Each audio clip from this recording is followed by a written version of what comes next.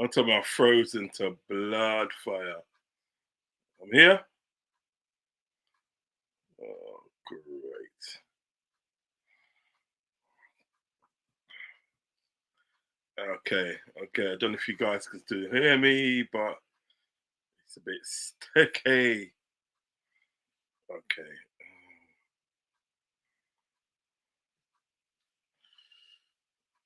That's better. That's better. That's better. Good evening and welcome back to the show. Welcome back to episode 28 of the panel debate show. Okay, welcome back. Welcome back. Before I start the show, please like and subscribe to the channel. Okay, like and subscribe to the channel and comment and hit the notification button, and you will be notified when I go live. But most of all, please hit that like button and also hit the subscribe button if you have not subscribed already. Up to 890 subscribers, trying to get to that holy grail of 1K. But yeah, we'll get there. I know we'll get there with your help, you guys' help. You know what I mean? Yeah, that's better like that. Yes, man. Fix up this. I ain't had this back for ages, man. You know what I mean? It looks kind of funny. It looks kind of yellowy there in the light. It's funny, strange, but you know. Shall I go without a hat tonight, guys? Let me know if I should go without a hat tonight. All right. In the chat already. Big up, man, like Pino, my Aston Villa mate. Big up to you. He says, "Big up, Roz. Big up to you. Hope you're well, Penna. Hope you're well, Penna. Big up." Also, sideline in the era. I'm gonna bring him in just now. Big up, and Redbird's in the studio as well. Redbird's about, man. He said, "How do Earthlings?" Big up. Big up. All right, then. So, without further ado, I'm going to bring in my esteemed guests for the evening. Liverpool 12 man running for president of the United States. Big up. What's good? What's good? Good, brother. What's good? Good. How's your day been, my friend? It's been okay. It's been okay.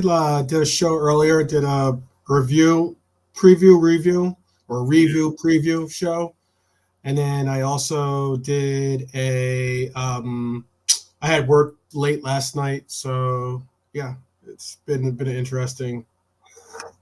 I got a double tonight too, so it starts in another. And I'm gonna have to leave by at least an hour and a half or 2 hours, something like that. Yeah, we'll give on for an hour and a half anyway, my bro. No Okay. problem. Yeah. You got Um, another go ahead. you got another show? Yeah, yeah. It's Halloween weekend, so it's a big weekend of shows and stuff like that. So Okay, so it's, you're in high demand. yes, I am. I'm hiding it. I like to think that it's not always the case, but it's all good. It's all good. Big up to my Irish friend, man. Brian, my good Irish friend. You know what I mean? Big up to you. I'm gonna bring him in right now. How are you, Hey, Brian? How's you? all good, all good. Ready to go now. Not the best day, I have to admit. I'm not going to sugarcoat it. Pretty crappy day, but I have some time to myself now, and I can relax. And yeah, looking forward to having a chat, Yeah, man. talking about the game. I'm always happy when you're on my show, man. I'm always happy, man. Do you know what I mean? So yeah, looking Thanks for forward the invite again. to myself. That was quite funny the other day when we talk about those Irish comedians. That's quite funny, you Yeah, you had me going down a bit of a YouTube rabbit hole afterwards for an hour, definitely. Things that I haven't seen in years. know. Did you look at Jimmy Cricket? Yeah, of course I did. Whole thing. Funny as fuck, I'm telling you, funny. Yeah. All the way from Canada, we got one guy from Arizona, one guy from Ireland, and we got a guy from Canada. Do you know what I mean? Good friend of mine, a good friend of the channel. Sideline football show. Big up. Big up, Uncle Rodz. Big up, Liverpool 12 man and Brian. How are you doing, brother? Not bad, man. Today I was like, I'm not doing any watch alongs. I don't want to do any shows. If Uncle Rodz or Liverpool 12 man tell me, come on, yeah, sure, I'll hook up. So, awesome, relaxing day today. Cool. How's the family? Good? Family is good. Halloween. When is Halloween? 2 days from now or something? Tuesday. Well, it's Tuesday Yeah. here. I think it's the same night as we play. No, we play Bournemouth on Wednesday, don't we? Yeah, cooking for Wednesday. Yeah. So also we have got Warrior in the building. Big up to you. Get everything up. Yeah, said big up. That's Warrior, and also Warrior EU. He also says as well. Was it? I think the temperament tonight. Love that endo background. Everybody loves your background, you know. Yeah, man. Yeah, Hey, man. I gotta bring our Res Brethren in, you know, to celebrate, chill, kick it with the people, you know, do Yeah. that thing. Yeah. So the first thing we're gonna talk about is Everton. Now, we all know Everton are facing a 12-point reduction, 12-point reduction for spending over their means. Do you know what I mean? In the last 3 years. Now, I think it's considered unfair. Not the fact that they're getting charged with it, because if you break the rules, you break the rules. Simple as that. But I feel it, and they sort of like it's marginally unfair considering other elements at play as well, i.e., sort of like Man City's got 115 charges against them. Do you know what I mean? For literally the same thing, and you know they don't face half the problems that Everton will face. You know what I mean? You know, they're still in the league, still doing well. Do you know what I mean? I wonder if I can bring this up without it slowing down, because when I brought it up last time, it kind of slowed my stream down. So let me try it again. See what happens. Okay. Shit. Right. Okay. Yeah. I think it's slowing it down. Yeah, it's slowing it down a bit. I can't Yeah, are you trying to do like a screen share, but it's slowing it down a bit. So I'm gonna have to abort that mission. And I have to abort that mission. Really. yeah? Yeah. I'll abort It's that probably mission. because of it's most likely because of it has video playing on their websites, and you know they have all these Oh different right. little Yeah. It Yeah. takes You're up right. a lot. It takes up a lot of your stuff, your RAM. Yeah. What I'll do is I'll read it from here. Yeah. And obviously give me a point deduction news may offer Everton hope as Premier League struggles at independent commission hearing. The news that Premier League want Everton docked 12 point unsurprisingly sparked concern around the club potentially getting relegated, but the story might in fact offer some hope. Okay. This guy from the Telegraph, Portugal Telegraph, reports the news on 25th of October, right in the middle of Toffee's independent commission hearing, where they are alleged to have committed a single breach of profit and sustainability rules, which they deny. They deny, obviously, you know, breaking the rules for that. You know what I mean? Let me see if I've got here. They would seem to be no benefit to anyone at Goodison Park, leaking 12 points deduction idea, and unless an independent commission isn't fit to propose, nor would they. Right. So basically, I don't know. They're looking like a 12 point sort of like reduction. Do you know what I mean? Yeah. I'm going to take this. I'm actually going to take this. Yeah. So they're looking at 12 points, 12 points reduction. Do you know what I mean? And as I said, I find it unfair. Not the fact that they sort of like they get in charge for breaking the rules. I'm thinking and they sort of like, what's good for one is good for everyone. Do you understand what I'm getting at? Mhm. If you marginally unfair at the day, if they suffer that fate, and we've got people at the day sort of like either committed, sort of like committed these sort of like rule breakings, and they've got off lightly, or they've not getting charged at all. Do you know what I mean? I.e., Man City. So what I want to do is actually literally get your go around the table and get everyone's take on the actual situation. So I'll start with 12th man first. I think it's pretty sad. I mean, obviously, money. I guess I don't want to take away from Wu Tang, but cash moves everything around me. Type concept, and that's what it is. Money moves everything in this world, and when Everton has money, it's not that they're paupers, but when it comes to their ability to put finances in winning this fight against the Premier League, or even at the FA, I'm not sure who exactly is administering it. I believe it's the Premier League that's going to be administering it. It's all this.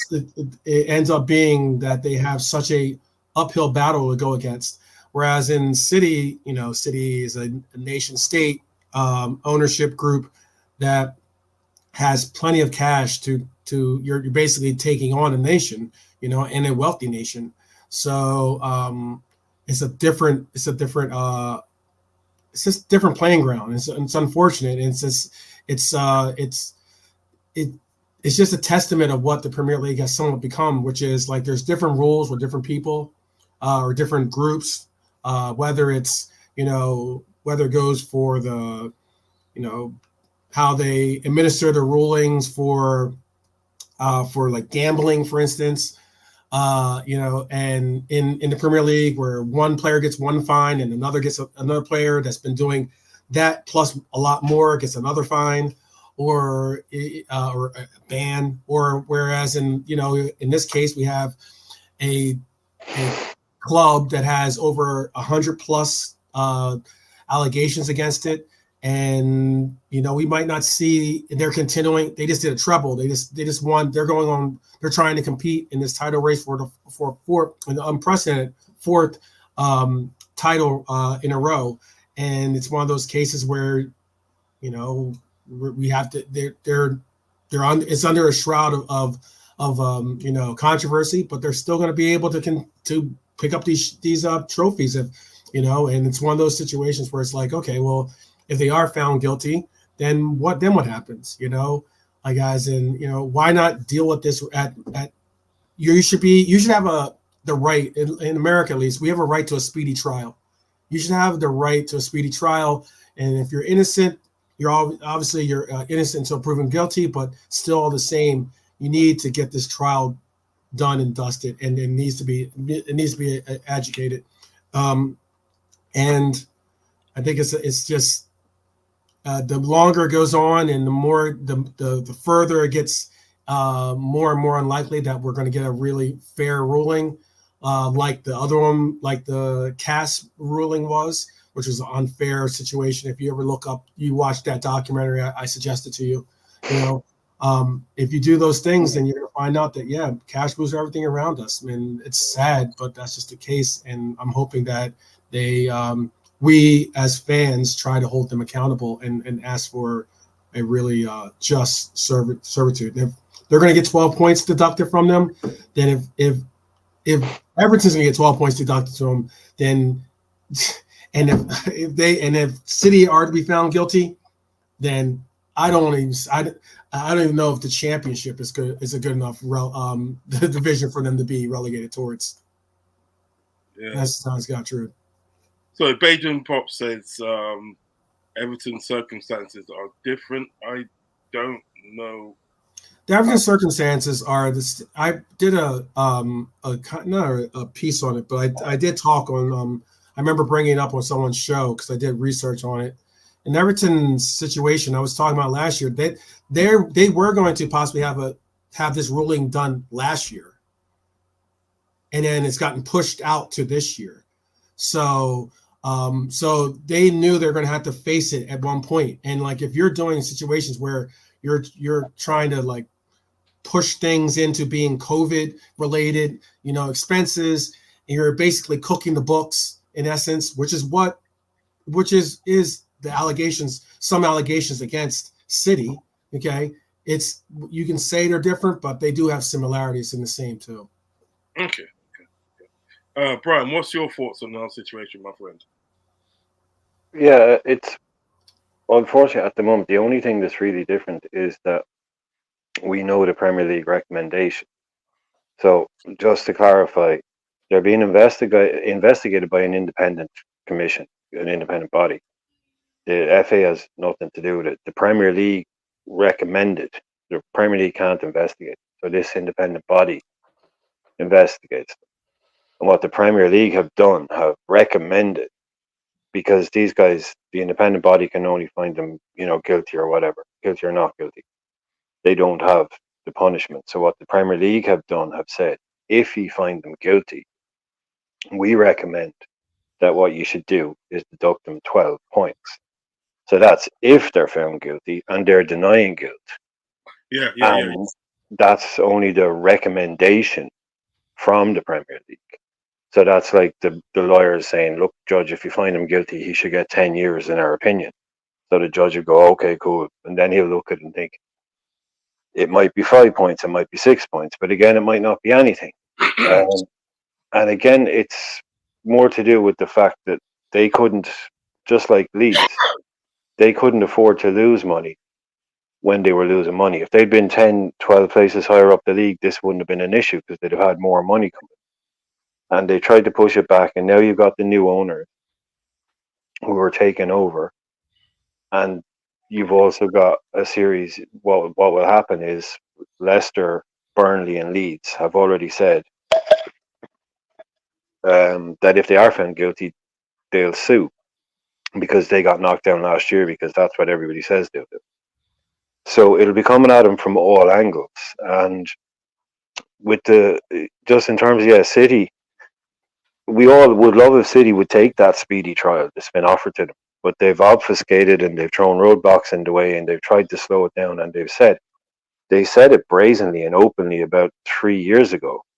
He said that quote it's not made up by Liverpool fans. They said we have the most expensive lawyers in the world, and we'll tie you up in court for 10 years. That was in one of those emails that got leaked. Yeah, so they don't want a speedy trial. They want to drag this out and basically just win by attrition, where people can't afford to keep this thing going. So Everton are getting caught because they just don't have the money that City have. If City were trying to spend this money, and it's like I said, that's what happened with Leeds. Leeds banked on getting Champions League to spend Champions League money. So they spent Champions League money, they didn't get Champions League, and they fell like a stone. So this is how quickly it can happen.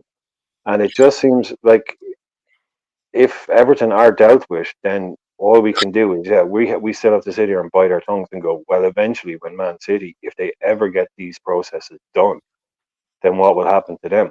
But we're not going to have the satisfaction of knowing, because Everton are going to get their punishment. Again, it's only the recommendation at 12 points. Let's see where it lands in the end. And let's hope that the same rigor and the same punishments are recommended for and applied to Manchester City when their time eventually does come. Because that's all we can do is because Manchester City don't want you to play the long game.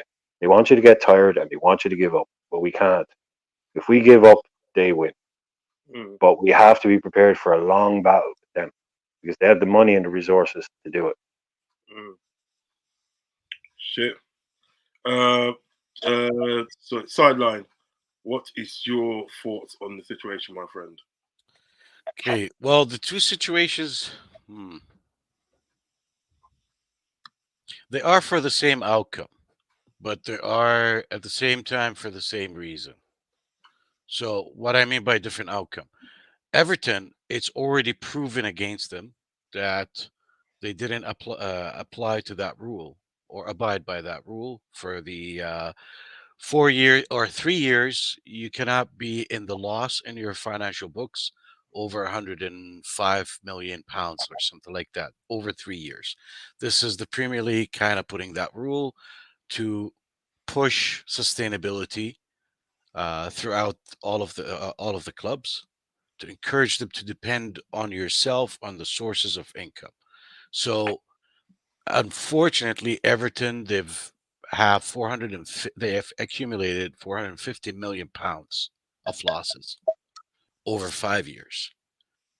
So, and it's there. They've been working with the FA, as everybody is saying. That is correct. And the FA looked at their books.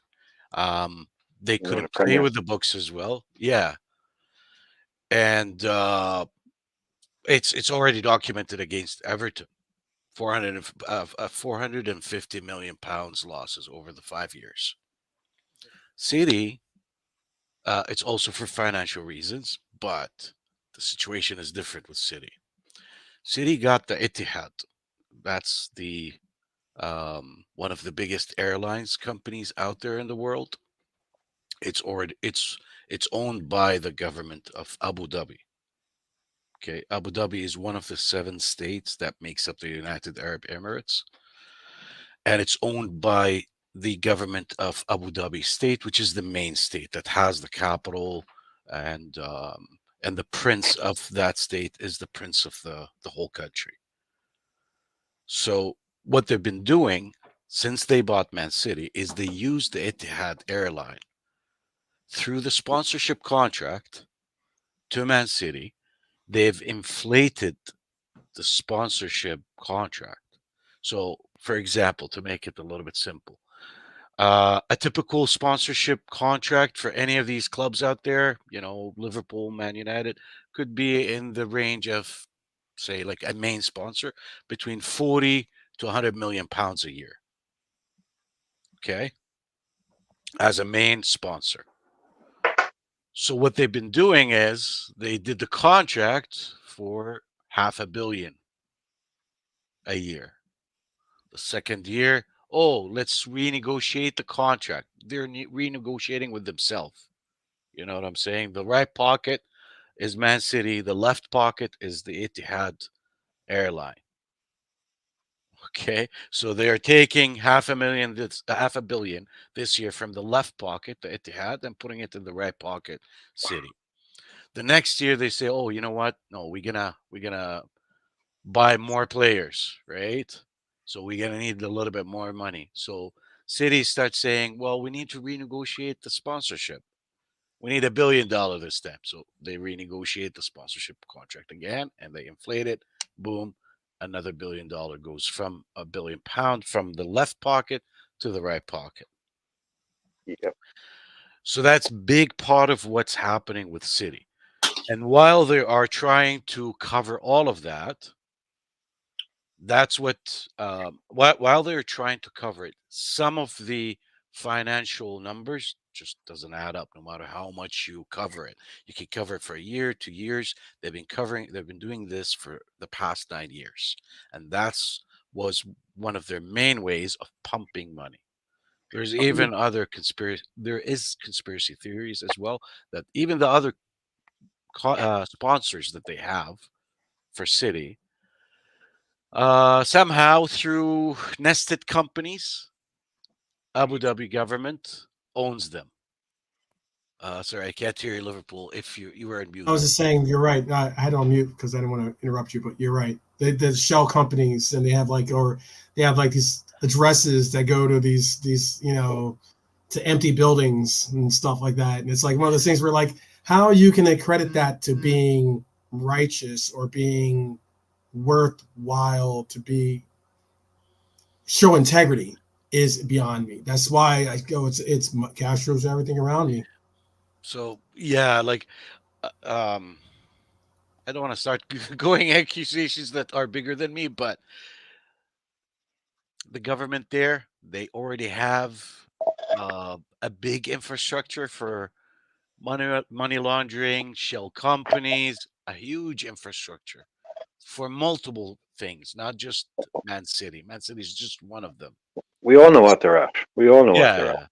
We yeah. all know what they're at. We all know what they're doing. They don't even hide it, so we all know what they're doing. Exactly. So they are in a better situation than Everton because they have an infrastructure that they're able to hide a lot of um, a lot of the bad numbers, a lot of their dirty laundry, and they do have big lawyers, and they wanted to drag for years. Unfortunately for Everton, Bad the numbers. books are already out there, and it's already documented, and it's like almost like a matter of time whether they get charged or they put in on a plan or something or change hand for ownership. There is rumbling that it might not be actually points, it may be changing hands of ownership. They take it over and they put Well, it let's out wait there. and see. Yeah, sorry, say that. No, just let's wait and see. I wouldn't be. Yeah, I'm not Yeah, gonna. yeah. Because these There's a guys, lot of hmm. they've gotten away with a lot before. So So yeah, Everton, there's a lot of talks out there in the news. I don't know which one, is really accurate. Some say that it's minus 12 points. It's not confirmed yet, but it's you know, one of the rumors in the back end that happens.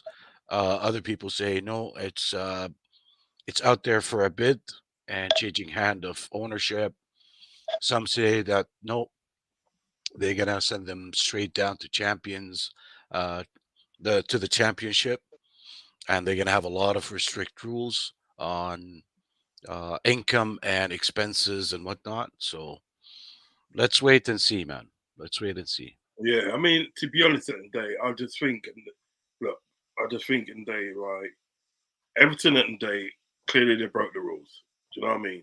I'm not going to argue that point. They broke the rules, but like when I look at sort of like Man City, no matter how much they try to push it around and rearrange things, and it's like you broke the rules. Not only did you break the rules, you broke the rules over 100 times. You broke the rules. Do you know what I mean? Because you're trying to sort of like play clever. Do you know what I mean? So I feel that they look. If that's Everton's peril at the end of the day of them going down to the championship, and if they do get deducted 12 points, because nobody knows what's going to happen yet. Because as Brian said in the day, it's a recommendation in the day that they, get deducted 12 points. Now, as a sporting body in the day, you can only put that recommendation in. Do you know what I mean? But it's up to sort of the person that's making the decision to, excuse me, to actually do it. Do you know what I'm saying? So, as Brian so eloquently said, they could say, well, look, get them day 12 points, but the person that's actually sort of like handing out the punch rate can say, nah, I think that's a bit too severe, and say like 5 points or 6 points or whatever. Do you understand what I'm saying?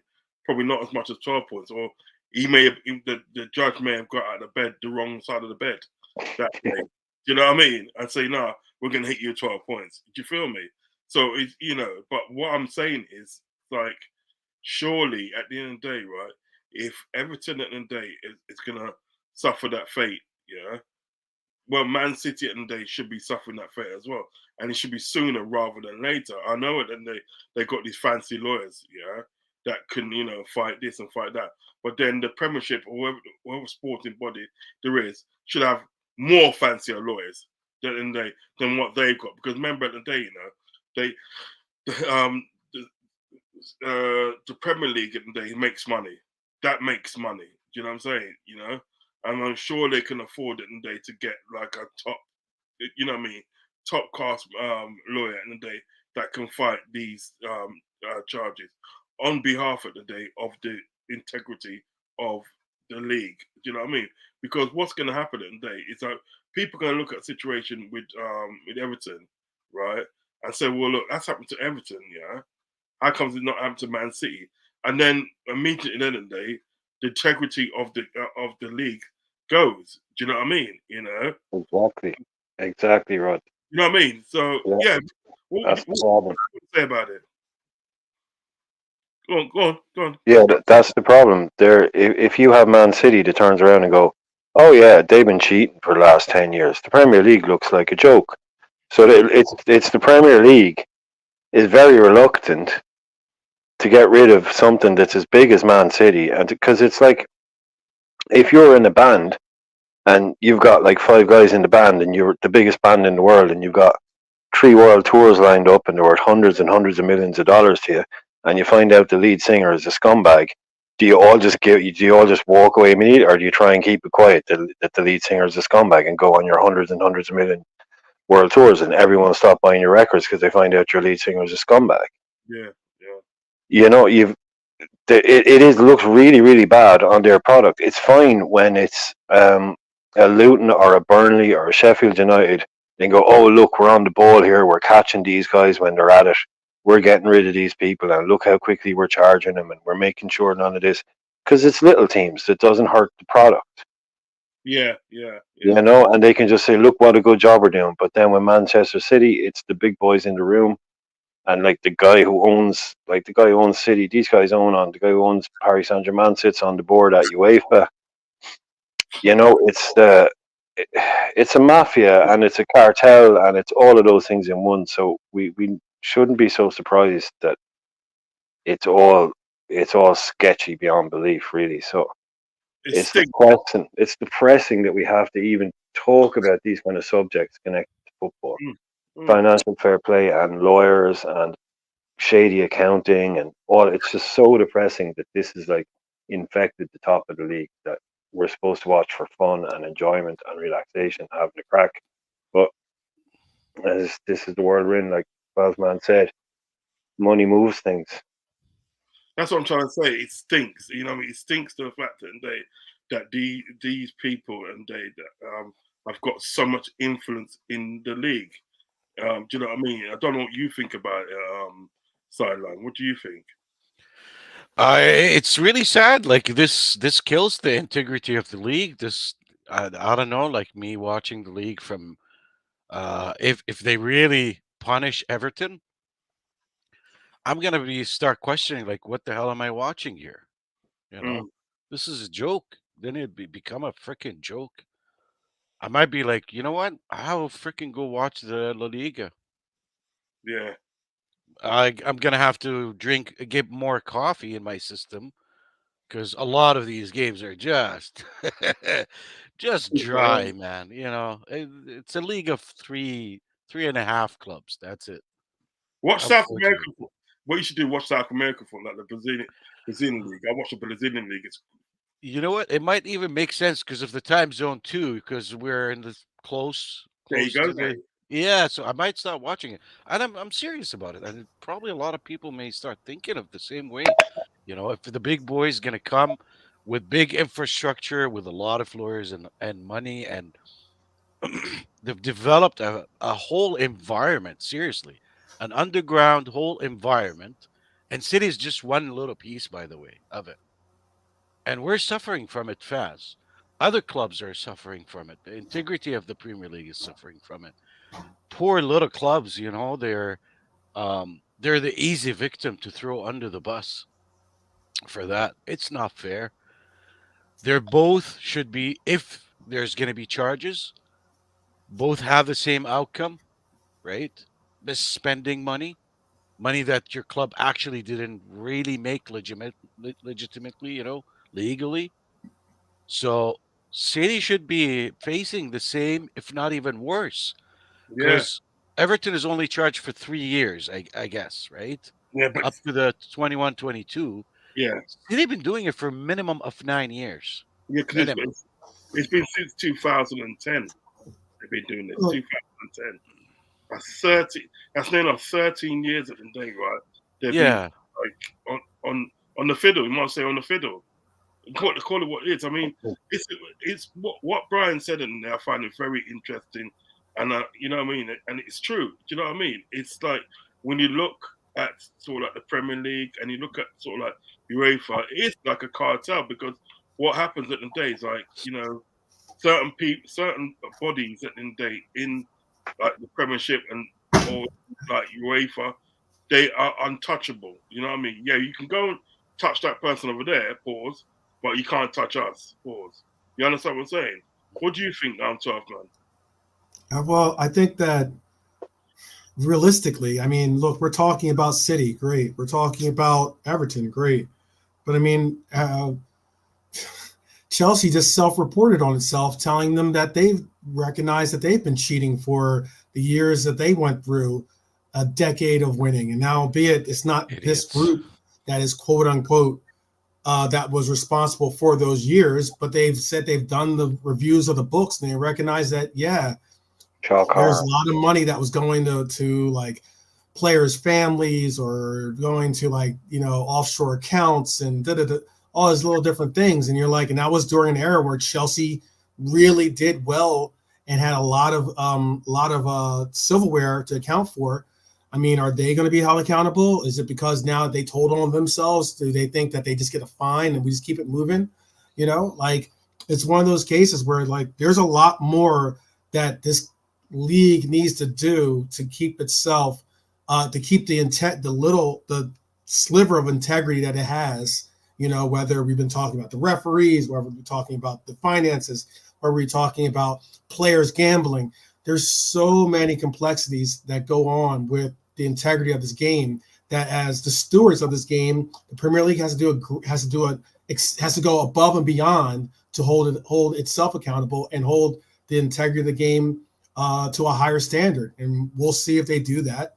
I don't believe that they will do due to the measure that we all believe they should, because as Brian was saying, as Sideline was saying, as you yourself were saying, there's so many different measures that a lot of these players that are involved in it utilize and make the most out of, just kicking the can down the road, basically, as they call it, and that's what we're seeing a lot of right now. And yet we as fans have to suffer through that, because we as fans, don't get the pleasure and privilege of knowing that if they had been held accountable, our clubs possibly would be holding silverware, or our clubs will be able to prosper.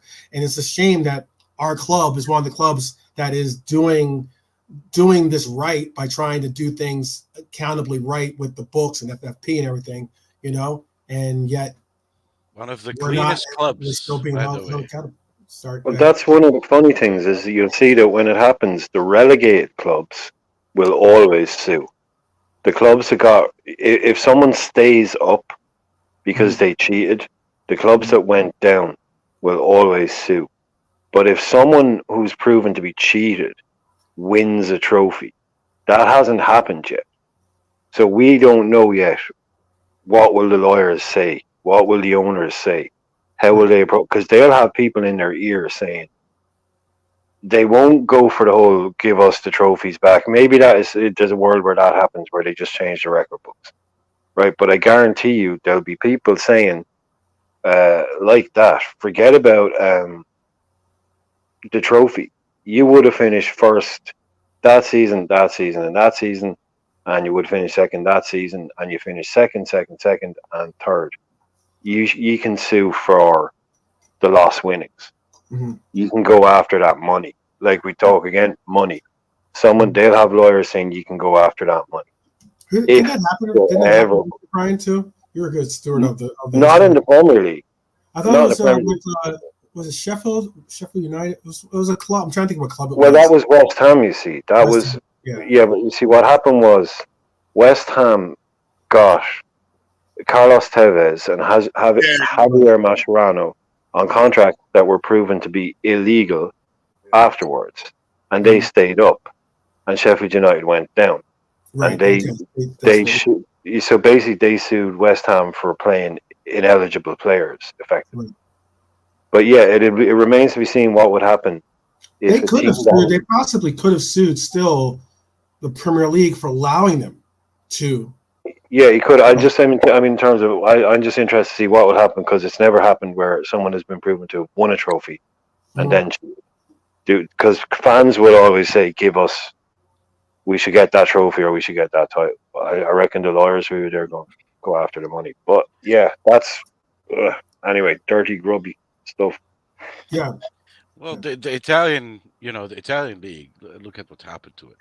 Once they cracked down on the corruption that was happening, they stripped clubs from their titles. Yeah, they deducted points. They've relegated clubs. Hey, shit, like what? Juventus got But the that's biggest hit, I guess, right? that's the thing, Tommy. You were talking about earlier on. I'd rather watch this football. I'd rather watch that football. It's only it's about 6 months ago it came out that Barcelona were paying one of the referees for 10 years.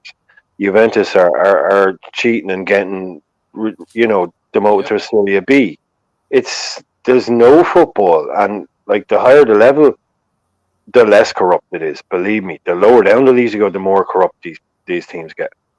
There's more scrutiny on the higher ones. So there's very little pure football left out there that you I'm can look at and go, all these guys are on the level. There's nothing shady going on, Yeah, no, but but and when it you is look I'm what we saying, see. when you look at the but Brazilian league, leagues like that, which are sort of like which haven't got the spotlight on them like Europe has. You know what I mean? Right? You find out there's not really any under the table stuff done in them sort of leagues there because they literally run a good league. But I think when it comes to Europe itself, do you know what I mean? Stakes are higher. They've got higher things to play for. They can literally make more money. More money's ploughed into sort of like European game. Do you know what I mean? Yeah.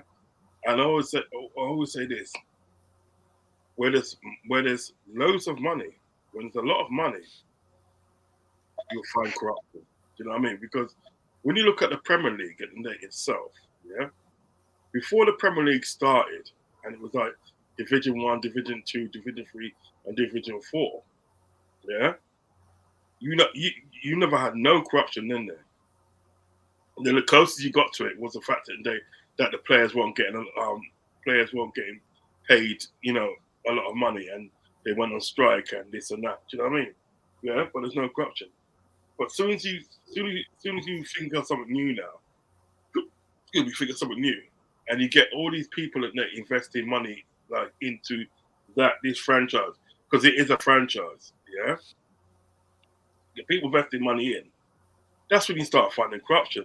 That's when you start finding dodgy decisions, like having Sir Alex Ferguson um, on the board of the Premiership. Imagine that he was on the board of the Premiership, that league that he was manager of a club in. He was on the board of it. Do you know what I mean? Now nobody Mhm. can tell me at the end of the day, right, that sort of like he never had no influence at the day in Man United winning games. Do you know what I'm saying? You know, where you apply a lot of money into a franchise, you'll find corruption. Less money, less corruption. That's the way I see it. What do you think, Tamar? What do you think? corruption will always exist wherever human beings exist. So Mm. whether it's in the Premier League or to Brian's point, like in the Italian league, the La Liga, or even the Brazilian league, I don't know. There might be corruption there. Big gambling companies or big gambling mafias over there, and they're trying to play with results, and they will make some money out of it. But anyway, when I use the Serie A or the Italian league as an example, we should have in the Premier League a punishment model and not be scared from the big teams to punish them, like what happened in the Italian league. Corruption will still exist, right? People will find ways of doing dirty business, and will always people will always tend to have some dirty laundry. But this calls the Premier League to have a strong punishment model, and don't be scared from these big teams. You're protecting your league, you're protecting that integrity of this league, you're protecting your business and your main and only product. Those are my thoughts. Um, Southbound, what do you think? Do you think that where there's money, there's corruption, and what do you think? What do you think about the whole situation of like Alex Ferguson being on the Premiership board? Well, yeah, there's been a lot of speculations. There's been a lot of different takes with the way that even the Premier League itself was born. From with the intention of getting more money for the clubs or getting more money for individuals. And then also with the inclusion now of these nation states and these entities that we're going to come on to these into these groups that we're going to have enormous cash flow businesses and ability to do what allegedly Chelsea, or not Chelsea, City have done by taking state-owned corporations and being able to basically in essence money launder, or not money, allegedly money launder, or kind of like a sports launder. I think that's what they call it. Also they're doing things even to I guess in itself make their countries look better through the fact of utilizing sports as a means of making you say, don't look at this, don't put your attention towards whatever this is might be bad. Let's just keep your eyes on what you like, which is sports, or what you like, which is entertainment. That's often the case. So I definitely think that I've been holding up the flare gun, shooting it off at least, saying that this is something that needs to be addressed. This is something that needs to be rightfully taken care of. I think that I think they should be hit. If you're going to hit Everton with a almost a near death blow, I mean, the only thing that possibly helps Everton this year is that the bottom of the table, the teams that they're fighting relegation with, are so poor and so bad in itself that even a 12-point ban might not necessarily guarantee that Everton's going to be in that relegation 3. But still, all the same, if you're going to hit Everton with a 12-point ban, or if you're going to hit them with like some major sanctions, you got to go. It's got to be if it ends up being guilty on the findings, then yeah, City has to be harshly and properly taken down. No matter how big, no matter how much money they have, a point has to be made against them. And that's just not because I don't like City. I just don't like the fact that we've had to go about these rules. We've had to play by the rules.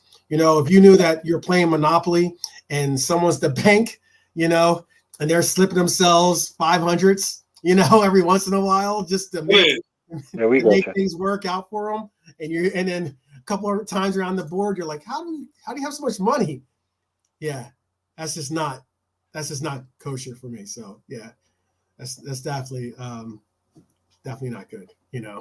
So yeah, no, haram on that for sure. Haram, yeah. Still, I'm with you on that. Still, it's just that me and I want to see the same type of energy be given to everybody. Do you know what I mean? And I feel that if the same type of energy is not given, do you know what I mean? Because we can say at the end of the day, look, Man City's situation is different than Everton. Yes, it may be, but you know what isn't different? They cheated. They both cheated. Simple as that. They both cheated. It's just that one at the end of the day has got the money and the expertise at the end of the day of probably getting away with it. Same outcome, yeah. And one hasn't. Do you understand what I'm saying? Tamar, it's just like sort of like, whereas Man City's got like very good lawyers and a lot of money, they can probably get away with it. Whereas sort of like Everton at the end of the day hasn't really got that type of money, haven't really got the type of lawyers, they probably won't get away with it. But at the end of the day, when you actually look at it, it's the same thing. They both cheated. Do you know what I mean? Same outcome, but what they did is different. That's what I was trying to explain, I guess, at the beginning. Is they're both judged for the same outcome, which is misusing money, not using unfair money, or spending more than what they're making, what the club is itself making. But each one, their situation is different. Yeah, that's what basically what I was trying to say. Cool. Yeah, back up what Tamer is saying there. is basically this is why it's different and why they're fighting it more, because Everton are basically saying uh, we didn't overspend our cap. We agree there's a cap. You're 318 or something it is, and they spend 430. What what's Hamer's talking about, and what I was saying is like when I was laughing about it, saying we all know what they're doing, we all know what's going on. It's like, oh look, they just signed a new contract to sponsor their toilets with Etihad hotels for 800 million a year. Exactly. But the problem, what they were doing was they were hiding that, and what that comes down to is false accounting, and they're being charged with false accounting. Now, false accounting is a criminal thing. So if they were to get caught with that, there might be other criminal charges for it. So they're way beyond the Everton overspending. issue. Yeah. They're into Situation. much Yep. deeper waters. But anyway, let's get onto some more. Some happier football. You know what it is? Things ain't changed. Things don't change. It just gets rearranged. That's always I always say this. Yeah. Always say that.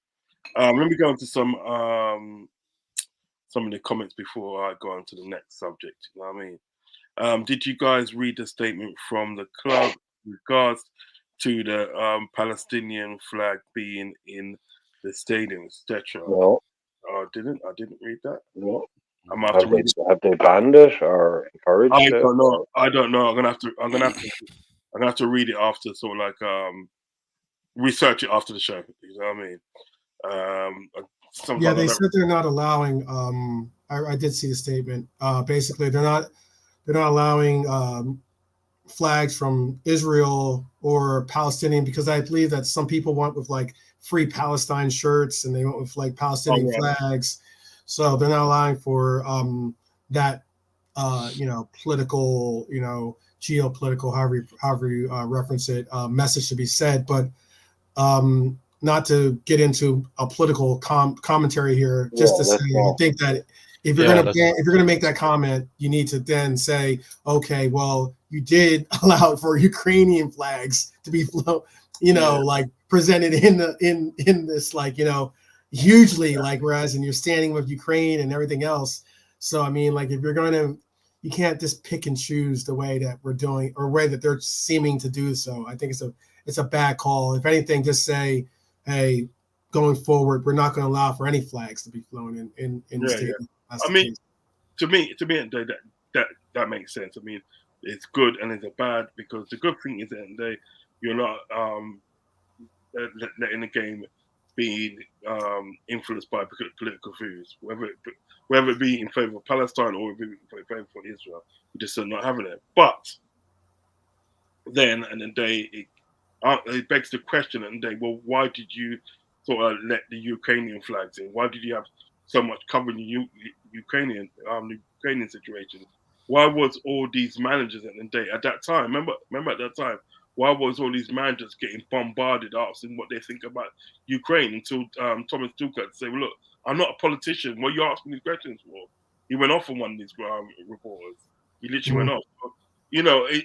To me at the day, sometimes at the day, the way people do things at the day, to me at the day, it boggles the mind. You know what I mean? But let them stay with the day. They were working with the FA apparently, and had the charges pushed back to hopefully get themselves back on side, but have been caught offside. This relates to 20 and 21. Okay. That's from Bajan Potts. Big up Bajan Potts each and every time. Correct, Brian. The teams have threatened suits. Yep. That's brilliant. Fair play at Liverpool 12 man. Coming from Warrior EEU. Big up yourself. Bajan, not Bajan, sorry. Red Bird, a little bit of Chris. No one should have took a Palestinian or Israeli flag, in my opinion. Okay. Chris Angel, it's there. Hold on, I need to get some more comments up here. One there.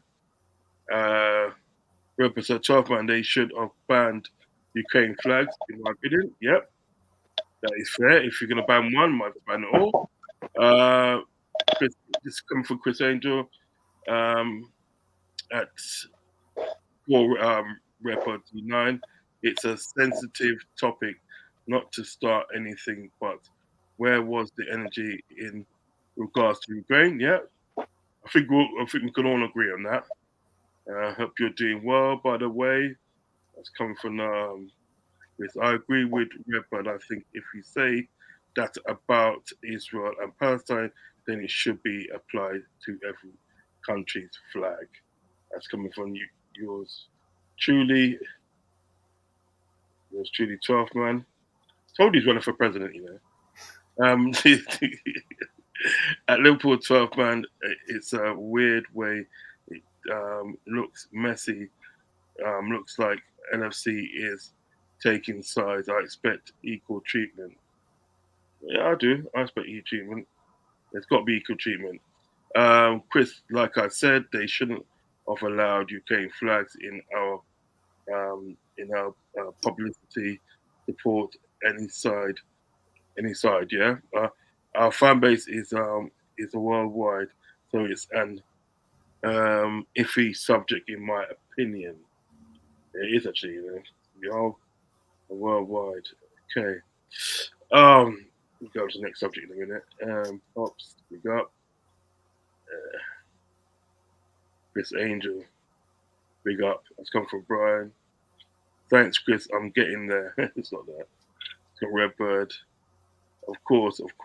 I agree. Raging Pop says, big up the panel, Uncle Rodz, Liverpool 12 man, sideline football show at Lazio. Was it Lazio? Who's Lazio? Is that you, Brian? Laszlo, I think. Lazio. Ryan? Yeah, Lazio. Are you that to the Brian? Laszlo, yeah, that's me. Yeah, that's Brian. Big up, Brian. Okay. Right. Let's talk about Chelsea. Chelsea. Chelsea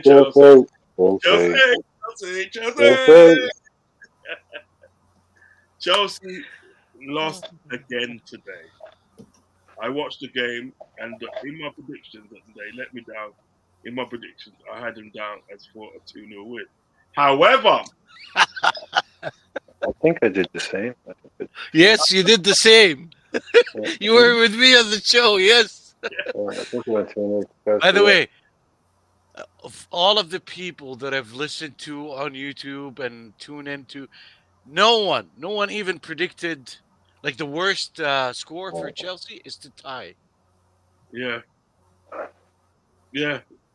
So listen, right? They spent $1 billion in 12 months. They spent £1 billion, £1 billion. Yeah, in 12 months they spent £1 billion. Yeah, on these players. Like and most of these players that they have bought. This is what makes me laugh. Most of the players that they bought, they have been wingers. You know what I mean? Ryan Sterling and Musiala, or whatever his name is, Modric, and all them people there. You had good wingers before. In that Moroccan guy. What's that Moroccan guy they had? Ziyech, Hakim Ziyech. Yeah, he's good. I liked him. From Ajax. I thought he's good. I thought he's really good. Oh, I can tell you a few things about him, but he's really good. But I can tell you a few things about him after later on. Yeah. But like, it's not as if you didn't have the players there before. You spent £1 billion. You spent £1 billion on like your team. You blow most of the teams out the water that wanted certain players. You know what I mean, like Modric, and then you had us with Caicedo. You got your own way. Do you know what I mean? But now, and then you look at Chelsea, and they've just dropped out the top 10 again. Literally dropped out the top 10 again. Do you know what I mean? Yeah. When I saw Chelsea today, they look woeful. I think Brighton had them beat. Literally had them beat. But what Brighton said in there, what we're going to do, we're going to stay nice and compact and think that, right? Frustrate them, yeah? And then what we're going to do, right? We're going to hit him with a sucker punch. And that's what they did in the second half, I do believe. The second half, they hit him with a sucker punch. Yeah, nice header it was actually. Nice cross and nice header. And then in the 95th minute or something like that, right? Hit him Oh on the yes, really late, really late. Yeah, the 95th. Yeah, they hit him on a counter attack, right? And Sanchez, I don't know what he was doing. I do not know what Sanchez was doing. He was trying to pull an Allison, I guess. Well, there you go. There's only one Allison, mate. There's only one Allison. Do you know what I mean? Do you know all the way up there? And what the commentator was saying that if you're gonna go upfield at the end of the day, right, as a goalkeeper, you have to give yourself that couple of yards head start so you can get back. Because these things can happen. I think that he was caught all the way up the field and all the field, and then just like stormed towards goal. One pass, one shot, back and net, 2-0. So my argument, my thing is at the end of the day, right? What is I'll go around the table. What is the future of the club, and also what is the future of what's his name Pellegrini? What's his name? Pochettino. Pochettino. Yeah, Pochettino. Yeah, I want to get the two answers there to my questions, like what is the future of the club and what is the future of Pochettino, and I'll come to 12th man first. You know what I mean? With the future of Pochettino. Sorry, 12th man. One second. Can you actually take over for me? I want to go to the bathroom. I'll take over for a bit. Mm-hmm. With the future of Poch, I would say certainly that Chelsea doesn't have a good track record when it comes to being patient, at least with their fans. At least they've been, they're one of the most spoiled fans in the league when it comes to, hiring, firing, getting rid of players, throwing players on loan, putting them out and, into the abyss. So when it comes to that, you're not going to get any love and consideration from the fan base. But this is a new group. This isn't Roman. So we've seen that a lot of what they've done is allow for some of these coaches or some of these boards that they have administering the trades go as far as having some freedom to get these players in and even less freedom to be accepting of whatever Bowley and his consortium do in bringing some of these players in. And unfortunately, again, I mentioned Chelsea's admittance of cheating during their decade of winning. I know that they've been, really, really testing the measures or pushing the envelope or teasing the line of where the line is with their, what people are calling death row contracts or things such as that. But now it's a case where you have these players that you coveted, on these long contracts where it's going to be very difficult to get rid of them. It's going to be very difficult to do what you used to do, which is just put them on a loan or to one of your, sister clubs or one of the clubs that you own or something like that. And you're going to have to, Chelsea's going to be in for a little bit of a ride in getting back to the level they are. I don't think they need to fire Poch. I think Poch is a good coach. But I definitely think that they are going to see some ups and downs, and they're definitely going to have to be patient with this. And I don't think that that's capable in most fan base. I don't think it's capable, much less in Chelsea. Brian, do you have a opinion about that as well? Well, on Rodz's question as to what the future is for Chelsea, he might be back by the time. But the future for Pochettino,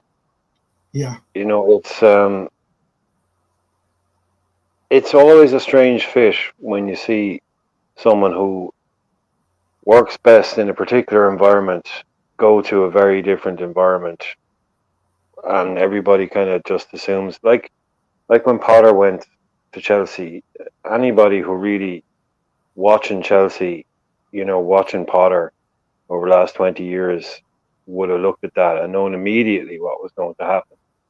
And because Chelsea fans, I'm not sure how long it's going to last, but for the last 20 years, Chelsea is the most successful club in England. They have more trophies than anybody, with Champions Leagues and league titles. Manchester City will close in pretty quick. But there are kids that are 18 years old, and for as long as they've been alive, no one in England has won more trophies than Chelsea. Major trophy. So they're a big club that's used to winning, and they're used to winning it by hiring and firing managers. It used to be something you could throw at a club and say, "Oh, look, he sacked your manager all the time. He sacked your manager all the time." And Chelsea fans will turn around and say, "Yeah, we get it.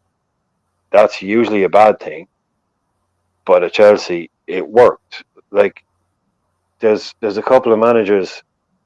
Fabio Capello at Real Madrid got sacked after winning the La Liga and Champions League double. Scolari got sacked after winning the Champions League.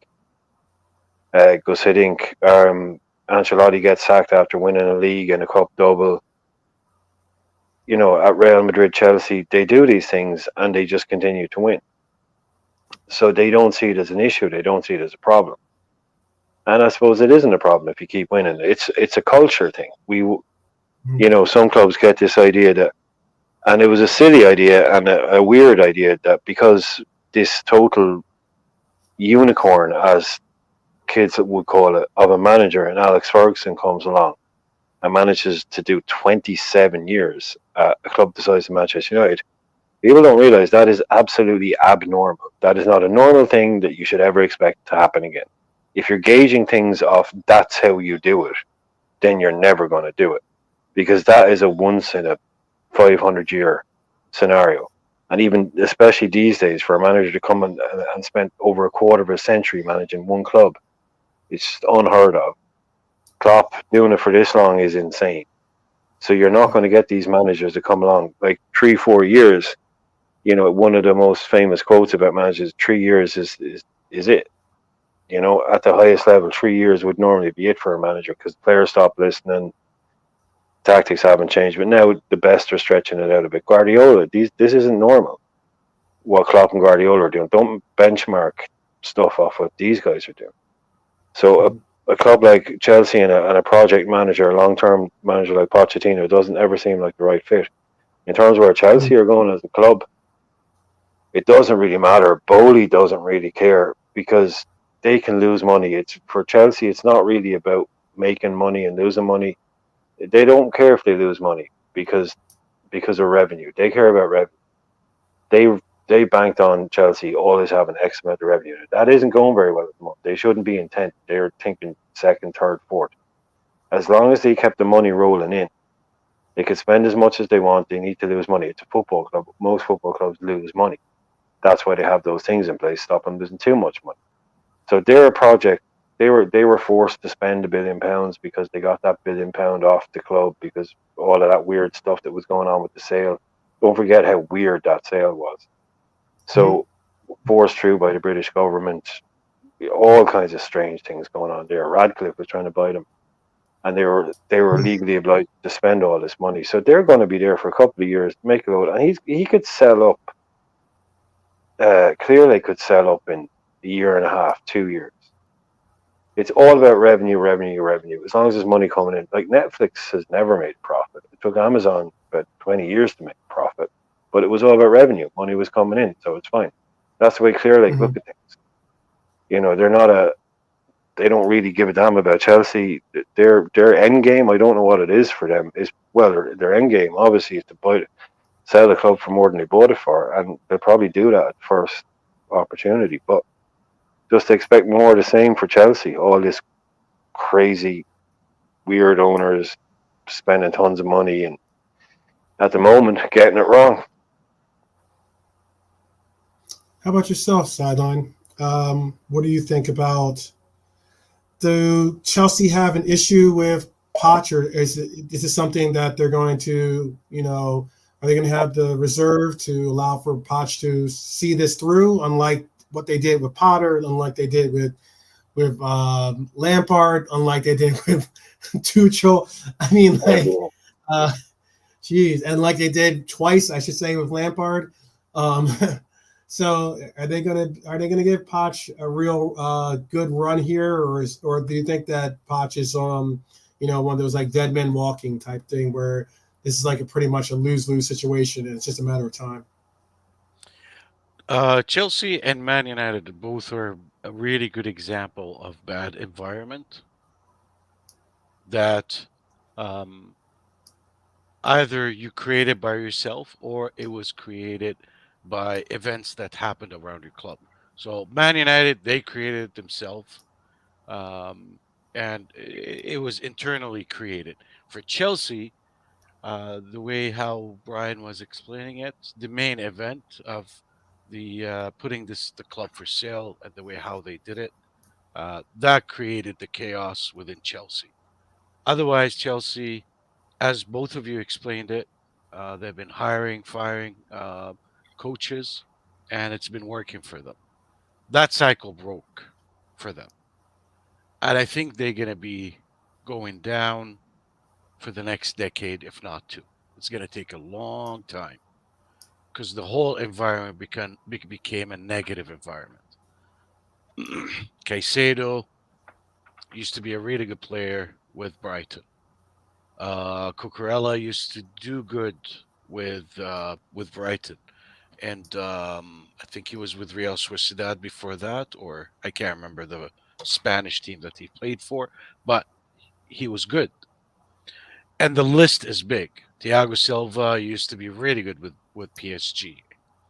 Um, so these good players, above average, maybe some of them are on the elite level. Once you put them in that negative environment, they will just disappear. They will disappear. They will get sinked in. It's like quicksand, Hmm. right? So Pochettino, I think I can see Pochettino finishing at least this season because he's still trying to make a team out of them. It's going to be a really tough task, close to impossible. So maybe Pochettino, my advice to him is watch Mission Impossible 1, 2, 3, all the way to 5 or 6, whatever it is now, just to prepare yourself, right? Like lower the bar a little bit. It is almost like Mission Impossible 7, and Pochettino is playing Tom Cruise role. It's really tough. How are you going to build the team out of this big mess? Caicedo, when he was subbed off today, I watched most of the game. He was subbed off, I think, on the 80th minute, Yeah, something like and and he was like his body language. I love watching body language of players of coaches whenever they put the camera on them, and he was like me, and he was like questioning, like why me, right? that. The guy himself did not realize and see that he was not bad, but he was really average. He was flat. He was flat. He didn't even realize that himself. Yeah, yeah, yeah. You know, when we see Jota sometimes getting, I'm poking 12 man Mhm. here. When we see Jota not happy when he scored that goal, because Mhm. Jota is an elite player, he understand that he was not happy because he didn't perform. You know what I'm saying? Self awareness. So Jota has that. Elite players, they have that. I was kind of like, wow, Caicedo is not an elite player. Mm, That's how I took it. Is he lacked the self awareness? If Caicedo was put in, if he was still in Brighton, or if we got him, or if he went to a good environment, he would build on that self awareness, right? But because him and all of these players, they're putting in a bad environment, they're just gonna go down and down and down and down, and they're not gonna develop. You know, they will have a few wins here and there. Nobody expected Brentford to win today. No one. I don't think anyone, even the most optimistic. But I'll tell you this: Brentford taught us a history lesson. I just want to talk just a few sentences about it. Brentford actually taught us a history lesson today. Brentford is the only team that won against Chelsea on Stamford Bridge for 3 consecutive games, and all of us, including myself, everyone I would say hundreds, at least on YouTube, have predicted Chelsea to win or at least to tie. Yeah, facts, facts. I mean, But freaking Brentford, man. to me, and the way I look at it is this: the future certainly doesn't really look bright in some sort of way for Chelsea because there's only so much times that you can throw money at a problem. Do you understand what I'm saying? When I looked at the team today, a couple of players that look they look woeful. Like what's that guy? Is that Cantwell? Who's their midfielder? Gallagher, Colwell, yeah, Colwell. Gallagher, or the young Gallagher, defender. We were Gallagher. Gallagher. Yeah, Gallagher. Campbell's a defender, but yeah. Always get him and Cantwell mixed up. You know what I mean? Gallagher. You know what I mean? He looked kind of woeful. He looked like he should have stayed at Crystal Palace. You know what I mean? Yeah. Carcedo didn't look much cop. You know what I mean? And when I sit down and I think about Liverpool, think about Chelsea. When I think about Chelsea and the players at Chelsea, a lot of those players at Chelsea, apart from a few, are mediocre. To be honest, they literally are mediocre. And that's the thing about when you've got a situation when you got quantity, not quality. You understand what I'm saying? Anybody can really have quantity in a team, but like, have you got the quality? You know what I mean? And I'll get on to sort of like Liverpool in the next for the last one. You know what I mean? I'll get to Liverpool. But I'm just taking Liverpool at the end of the day as sort of like, in drawing a reference to Liverpool. Yeah? Liverpool brought in sort of like brought in four midfielders. Yeah? We brought in Callister, we brought in Gravenberch and Wataru Endo. Yeah? We brought in them four. And if you look at them four, right, it's not a massive amount of players we brought in, but those four players are quality. They are quality. When you saw the way that sort of like Gravenberch was playing the other night against Sluice and where he plays in other games, you say, yeah, man, that's quality. Do you understand what I'm saying? So there is a shout for that you buying quantity instead of quality. Do you know what I mean? Yeah, because one of the main things at the day with Chelsea at the day, one of the main problems they got is they can't score goals. They cannot score goals. So you actually think at the day, in all your spending at the day, spending $1 billion over 1 year, why didn't you buy a striker? Why didn't you go and spend 130 quid yeah, on that guy from Napoli, Osimhen. Yeah, why didn't you go and spend 130 million quid on him? They would have sold him for 130, and you got a striker then. Why didn't you go and buy Ivan Toney? Do you know what I mean? Oh, no, they can't do that because that's beneath them to buy an Ivan Toney. But look at you now, you're struggling because you cannot score goals. You've got more wingers in your team than strikers. You got more wingers in your team than bloody defenders. You got more wingers in your team than freaking midfielders. Do you know what I mean? You just got winger on top of winger on top of winger. And if you haven't got if you haven't got a winger, you're playing a player as a winger. You're obsessed with this wing play. You're obsessed with it, and it's not doing you any good. We certainly didn't do any good today. Do you know what I mean? Yeah. So and Rodz, sorry, go on. sorry, and Rodz, just something with, like what Pops was saying there. Gallagher is one of their best players this season, and he has been one of their best players this season out of what they have. And this is the problem. Tuchel didn't want him. They have so many of these players that they just can't wait to get rid of and can't wait to sell. A player like Gallagher, they decided to keep him. They probably wouldn't be playing him if they had other people. And it just shows that if they keep these players around, like Tomori goes off and Abraham, and they're talking about wanting to buy Abraham back after he had one brilliant season at Roma. And Tomori at Milan, they said they want to buy him back. And then they don't, and they go off and they buy Lukaku back after let Lukaku go. But they want to get rid of all these players, and then they don't trust them enough to put him in the team. And then when you end up like a situation like this where Gallagher has to play, he shows that they have these players in their in their younger ranks, but they just want to. This is how part of their whole model is they sell these guys.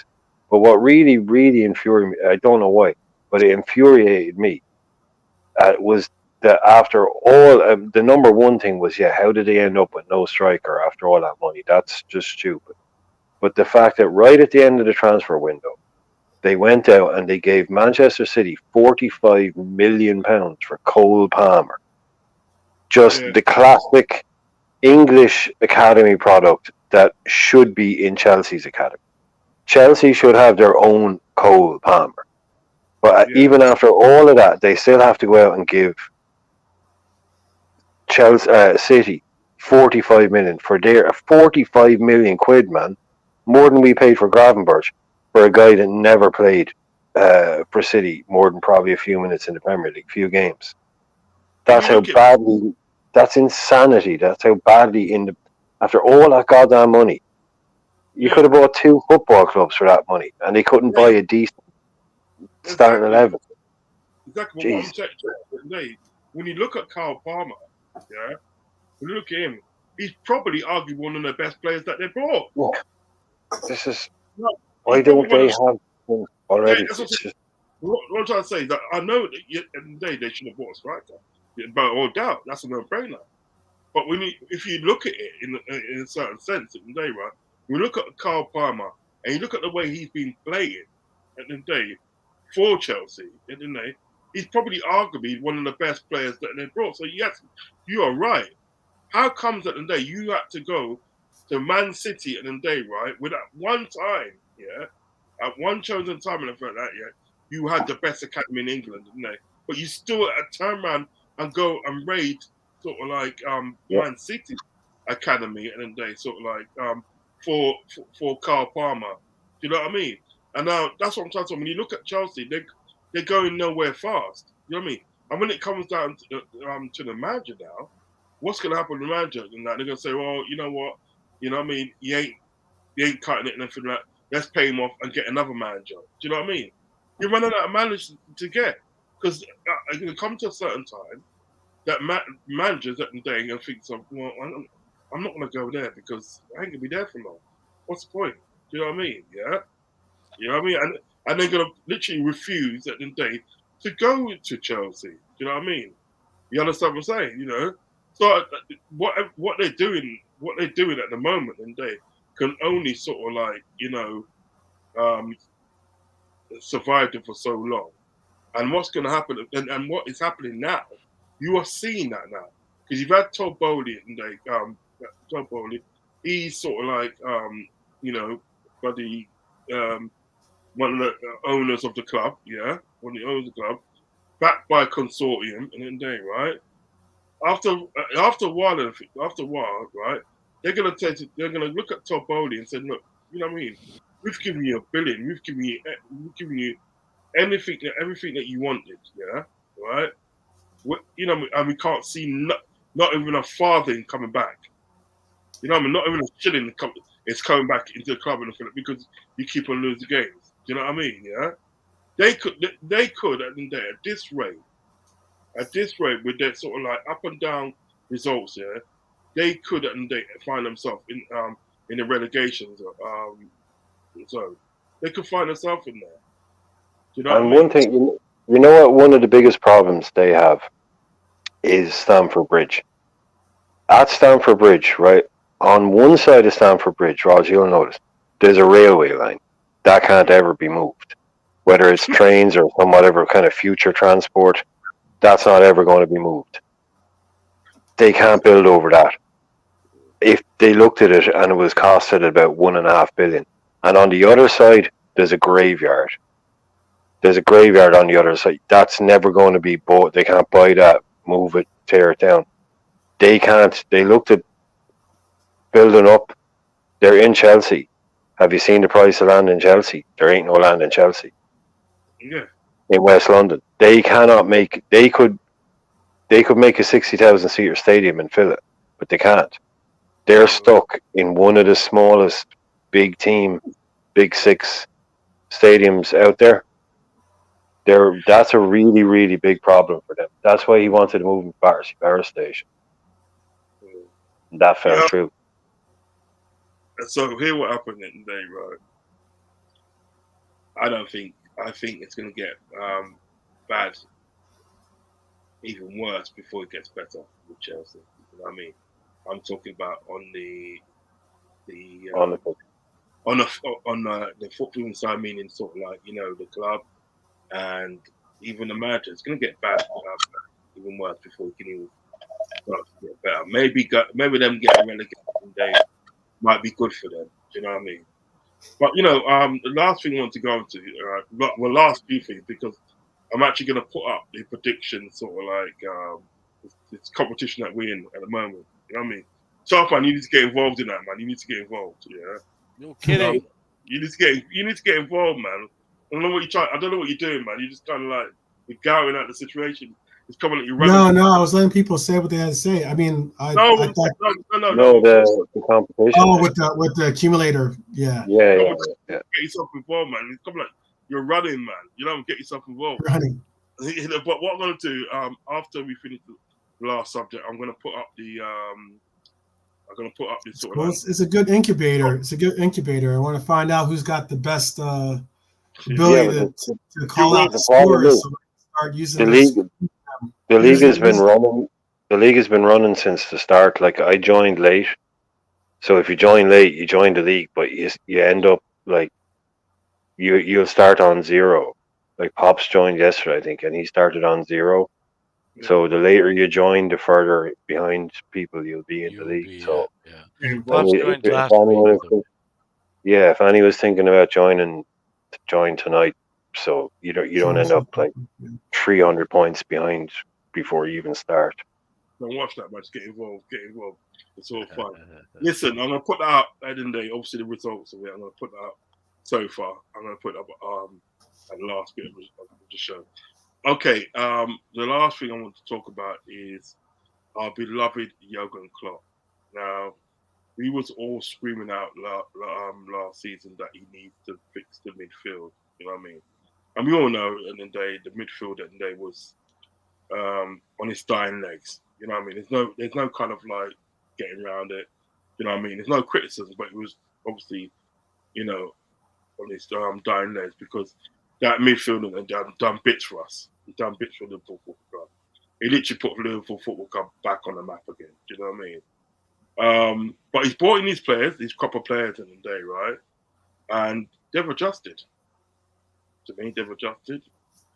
I haven't really got any complaints with them. Do you know what I mean? So I'm going to go around the table and ask the panel what they think of, obviously, the midfield that Jurgen Klopp has built. Do you know what I mean? Because remember, he's still building because we've still got another acquisition to come in January.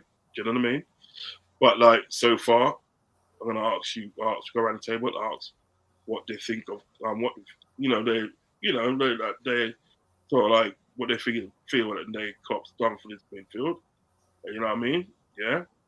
And how far can this midfield take us this season? Can we do the quadruple? Can we do the treble? Can we do the double? Do you know what I mean? So I'll come to Mr. Positivity first, which is Liverpool 12 man. Take it away, my friend. Okay, so Mr. Positivity is going to say something negative here.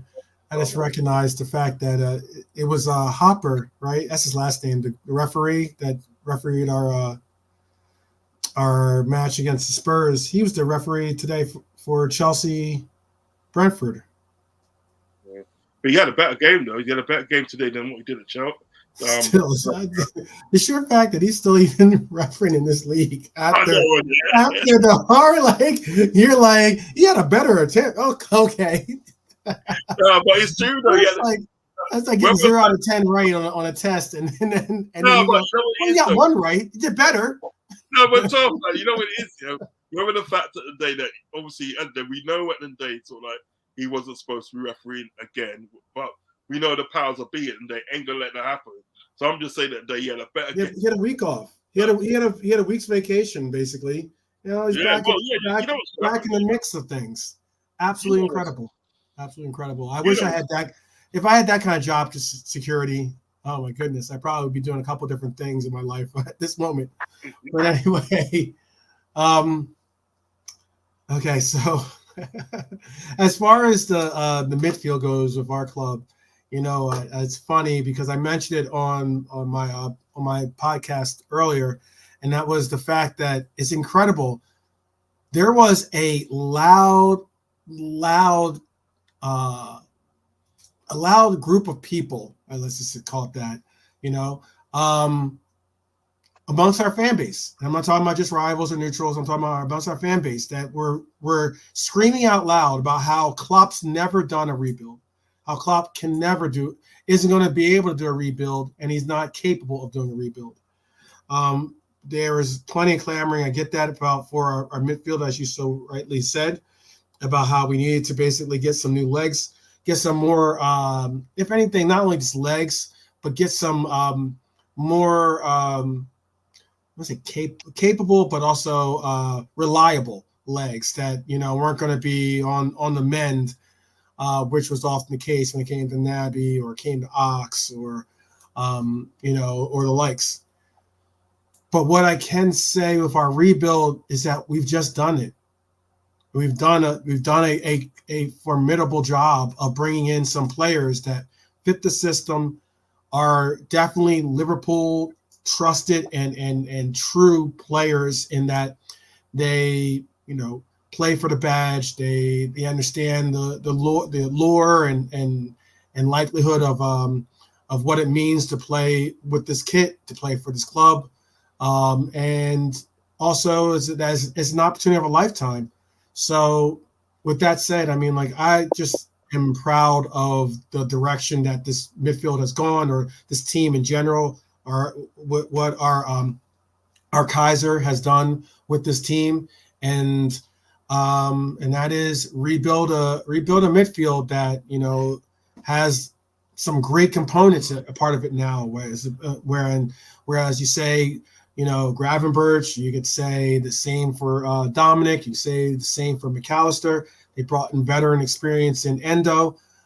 Every last one of our acquisitions has been a relatively positive addition to this club, and I think that's a notable something to say, and that's not even adding on to the tremendous amount of contributions and growth we've seen from our youth as well. It's very important. I mean, like, we have some really good players on this team, and I like that we're finally going to hopefully see them get their accolades in which they're rightfully deserving of.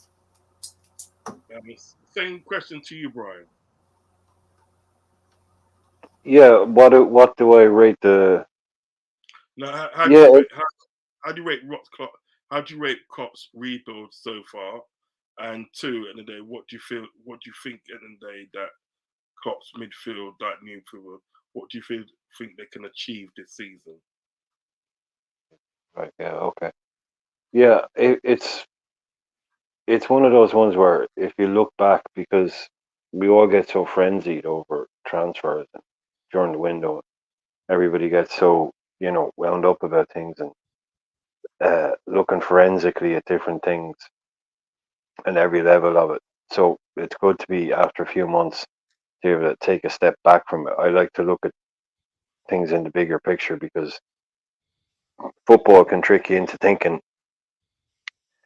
that it's more difficult than it is, more simplistic than it is. But we can look at this as a big picture now. We got the three players that we wanted. Forget about the names. The guys that are gone are gone.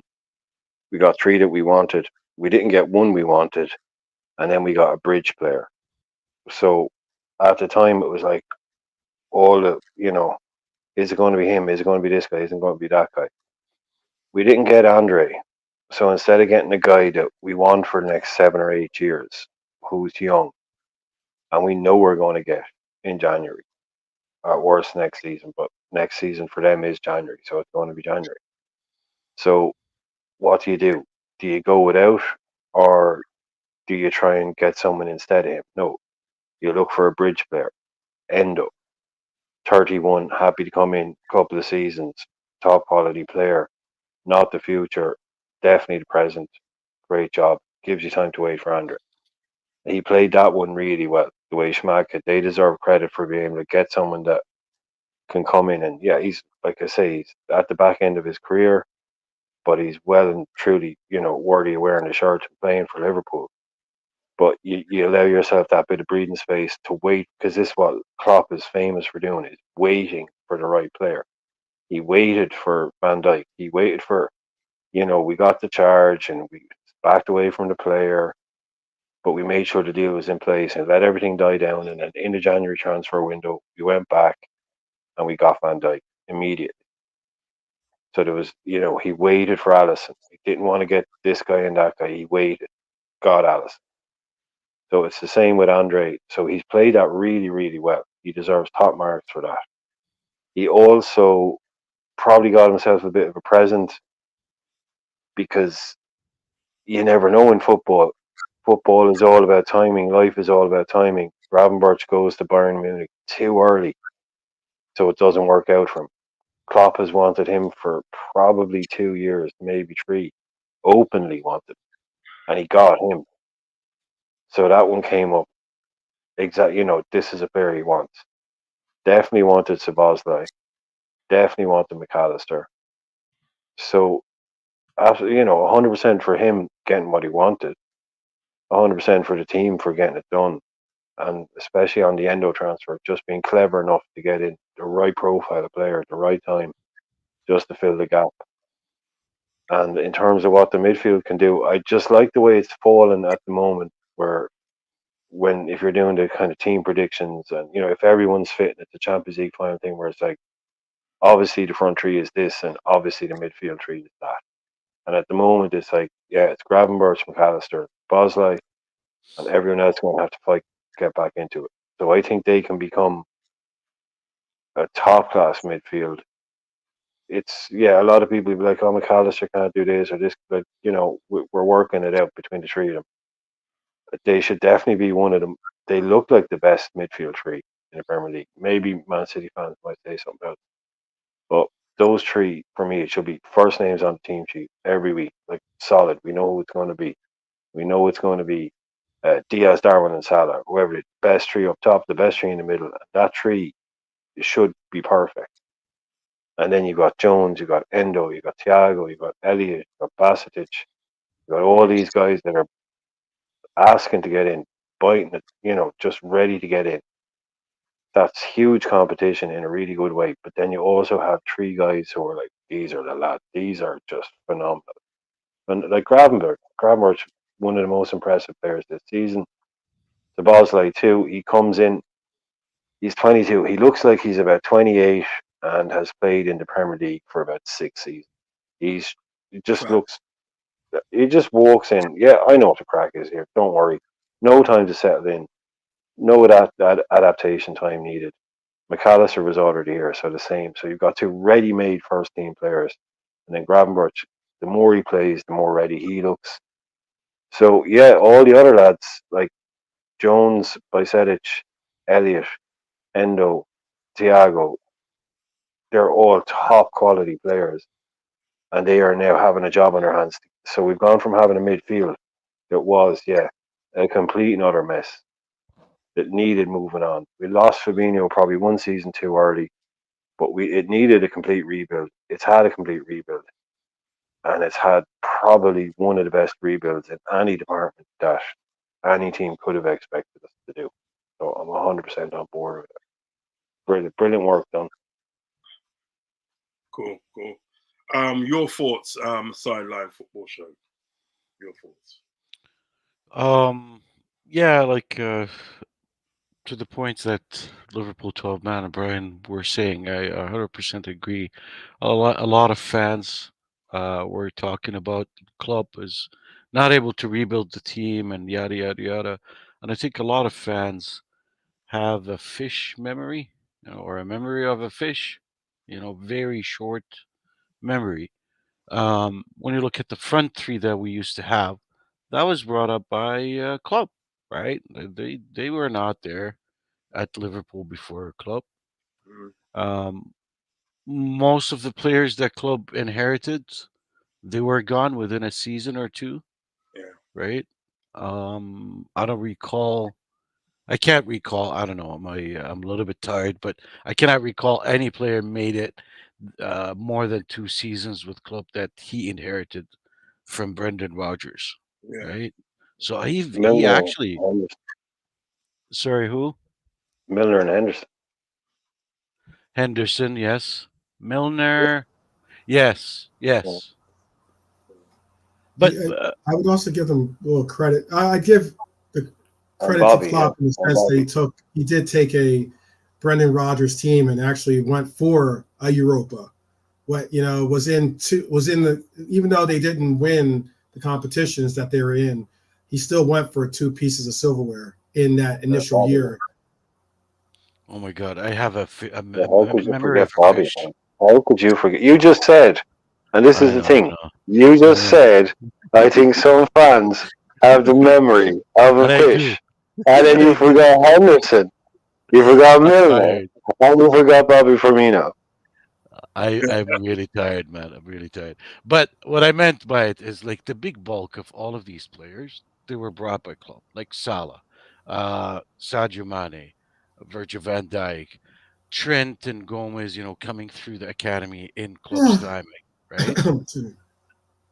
And all of the other players, Allison, right? Matip.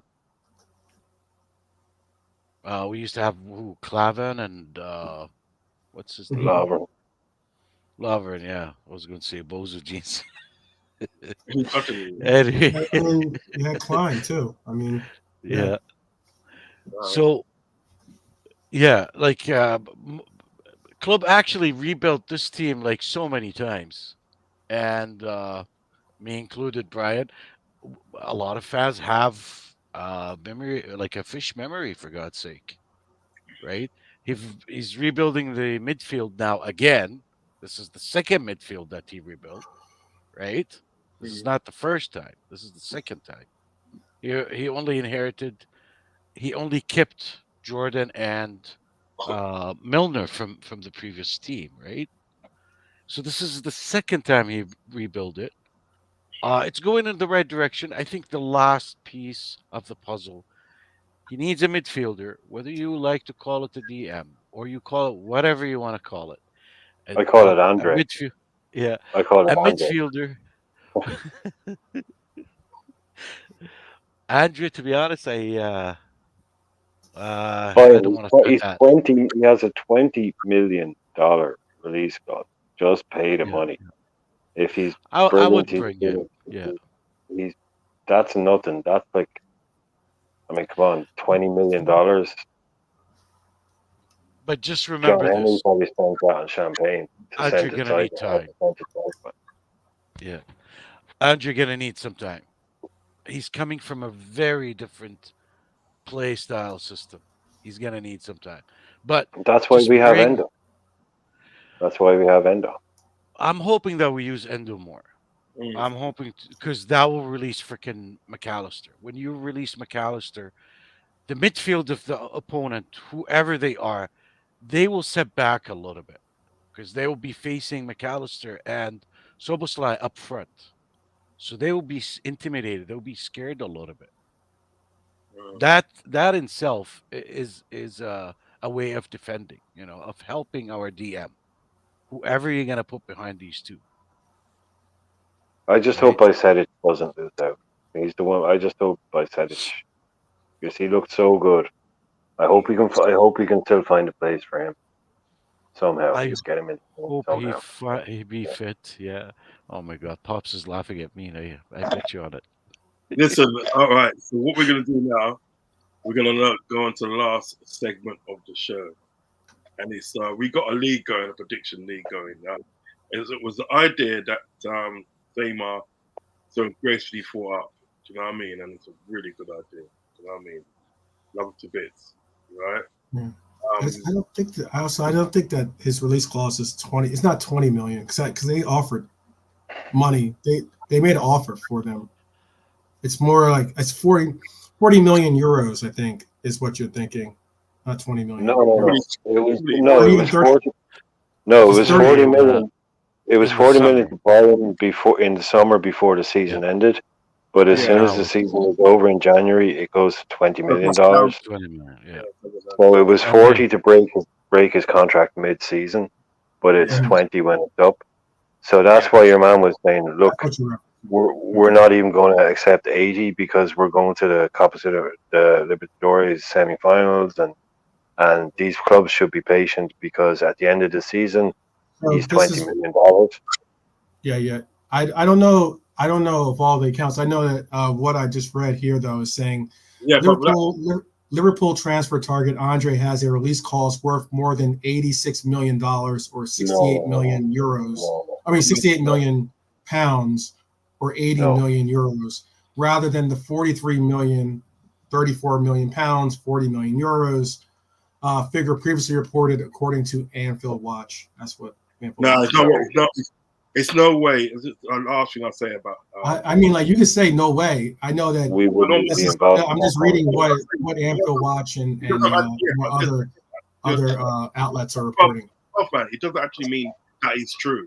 That's what I'm trying to say, because it's strange at the day that sort of like the figures at the day are so rampantly gone up at the day for a player that's playing in the Brazilian league.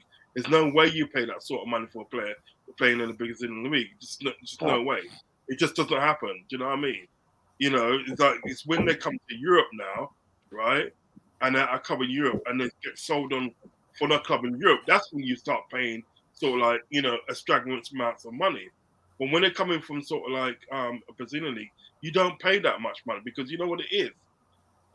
Like 5 million to us, 5 or 10 million that we to us at the day, it's a hell of a lot of money over there. You know what I mean? That can literally rebuild our club. That can literally get them another stadium.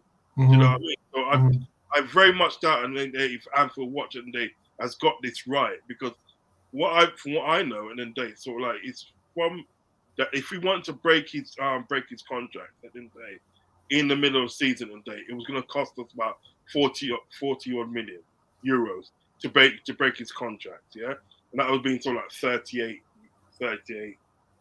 So it's 38 million or something like that, between 35 and 38 million, yeah, right.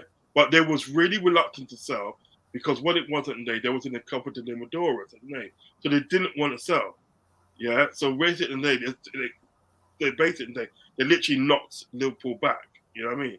And that's when Liverpool decided, and they were look, you know what, and they, you know, instead of us playing sort of like 38 million, let's say it's 38 million.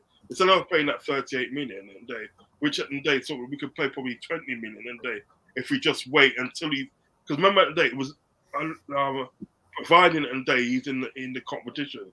Now if he came out of the competition at the day, right, before the sort of like the transfer window ended at the day, right, then at the day would have been playing lower for him. Do you know what I mean? So I very much doubt it could be that much. I think Anfield Watch at the day has got that one wrong to be honest. I mean, there's only one way for you to prove. I guess we'll be proven wrong, or they'll be proven wrong or proven right when they make the bid. When you find it out. I'm just telling you that, you know, what I as a journalist, you pass on what is being reported.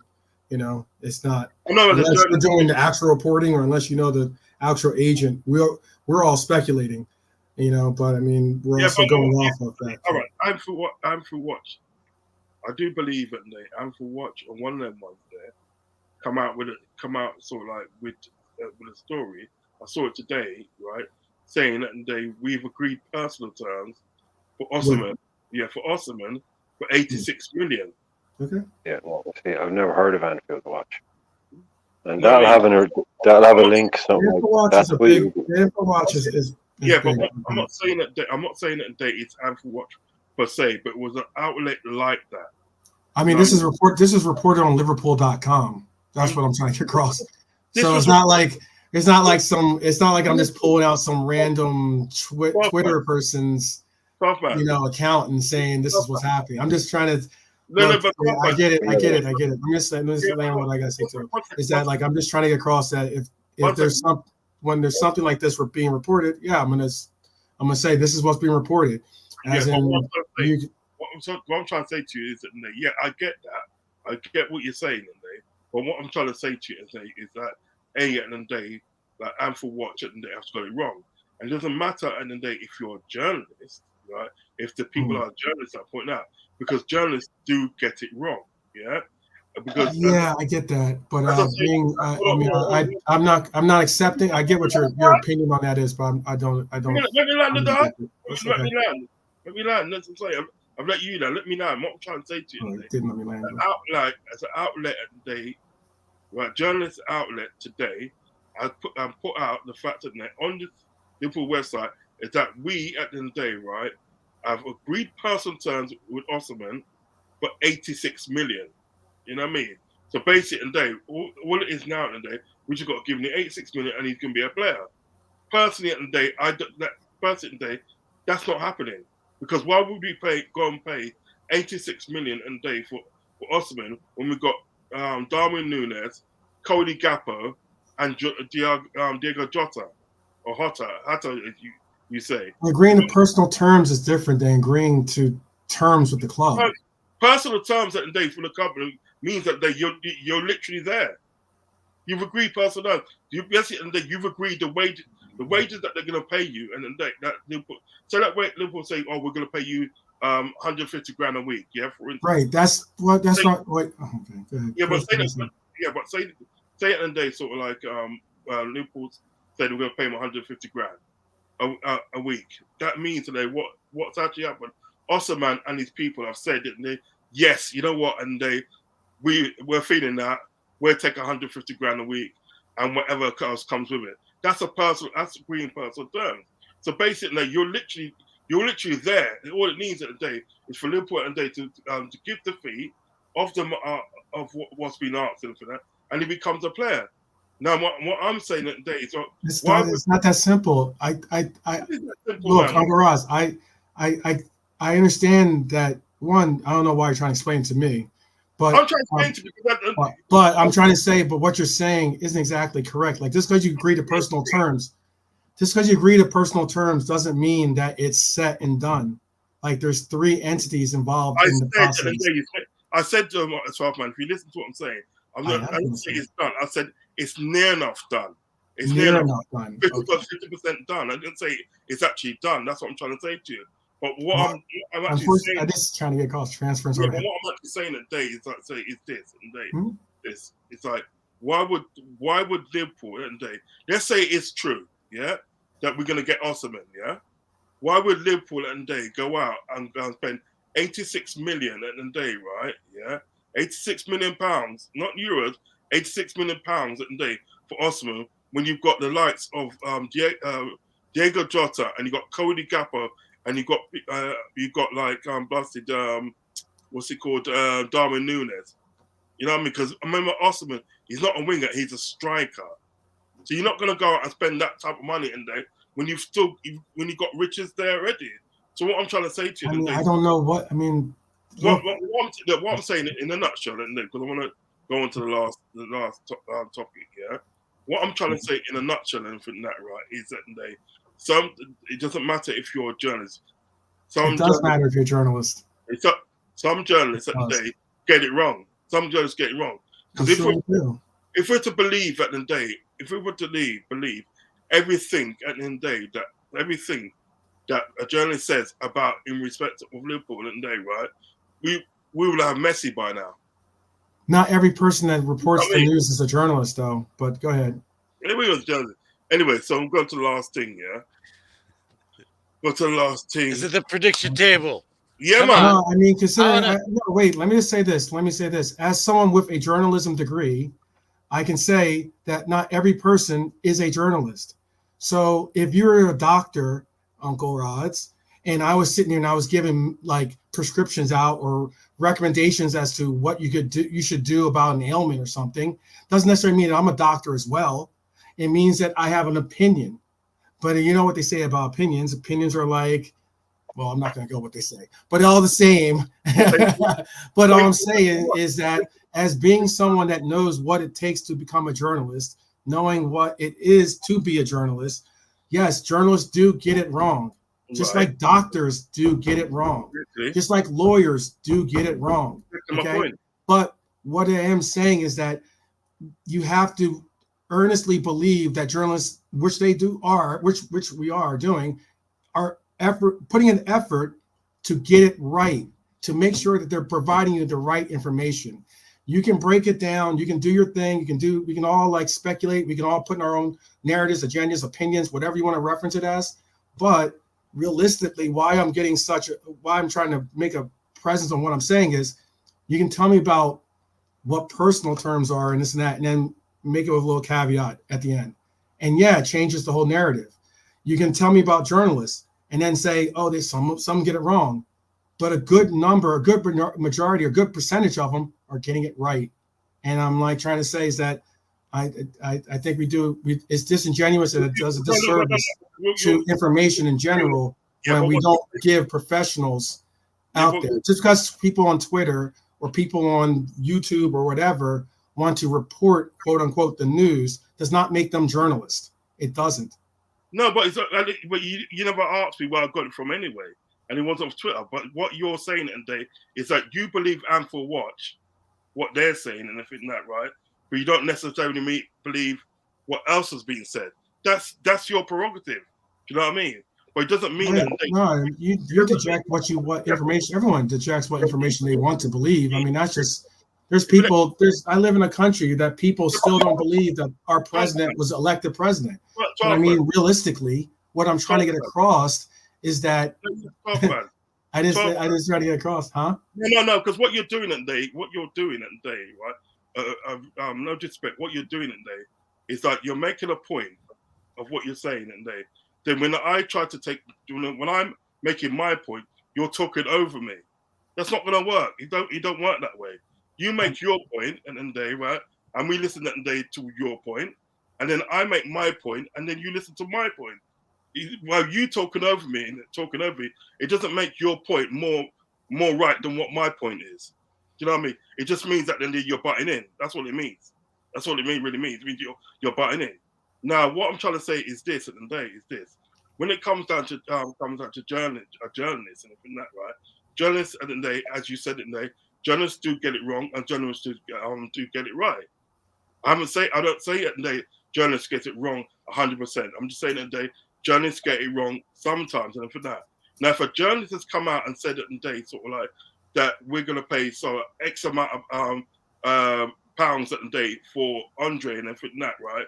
When the fee was quoted at the day much lower, and then I'm saying at the day that maybe that journalist you are actually sort of quoting for maybe got it wrong, because at the end of the day the figures at the day were much more lower, and even when we was going in for it, they were much more lower than what you've quoted. You know what I mean? Yeah.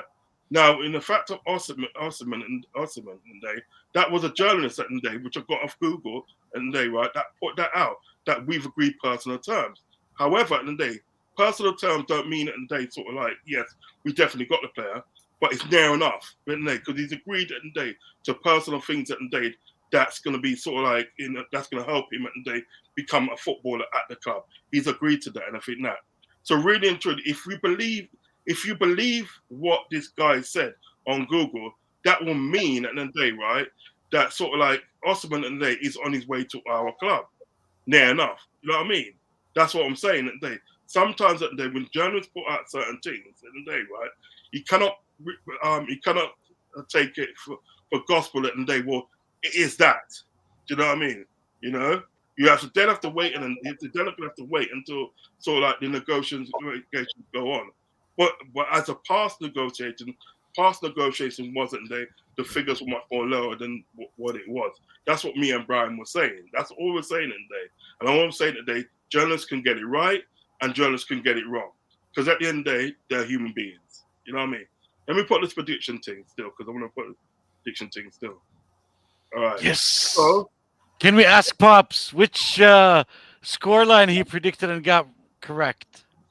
This thing. So Pops. at the top of the table, Reed and Wheat up points. Anfield Uncle Rodz in the building, 230 points. You said you were going for it. Well, hang on. Well, can I just mention something? Yeah, go on. joint top. Exactly. Joint top. top. Yeah, joint top, but I'm the top. Cheers. I'm the top. That's all I This want is to say. what it's like when you're a plumber, you call yourself A, B, C plumbers, so you're first in the directory. Yeah, well, I'm So there. you're always first alphabetically if you go with the A. No, So that's a no, lesson for anyone out there. Go with the A, so you're always first no. alphabetically. I'm not having none of that. I'm not having the way in my parades. Like, oh, I'm merit, my friends. Yeah, But I like hear you, though, bro. I hear you, though. I hear you. My Irish friend, but I hear you. Do you know what I mean? But yeah, so like in first place is me, and in second place is Tamer on the same number of points. Do you know what I mean? Yeah. And in third place, Tyler's dropped down. Tyler's Yeah. dropped down. yeah. Give me, guys, give me 2 minutes. 2 minutes. You can have a look at this. Go Yeah, ahead. 2 minutes. I'll be back. Yeah. Yeah. 2 minutes. 2 minutes. 2 minutes.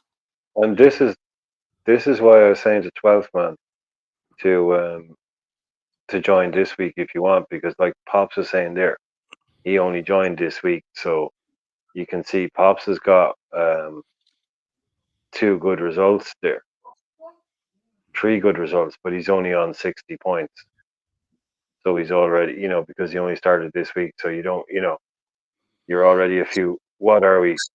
7, 8 weeks behind. I only joined last week, Me, so you, and Uncle Rodz, we joined at the same time, by the way.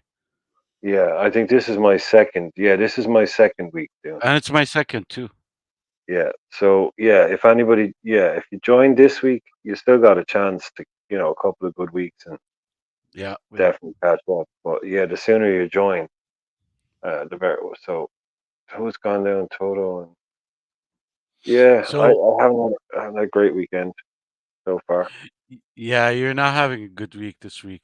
So you No, got but who did 3. you double up on? Who did you double? What's your double My score? double, I think it was on Liverpool game.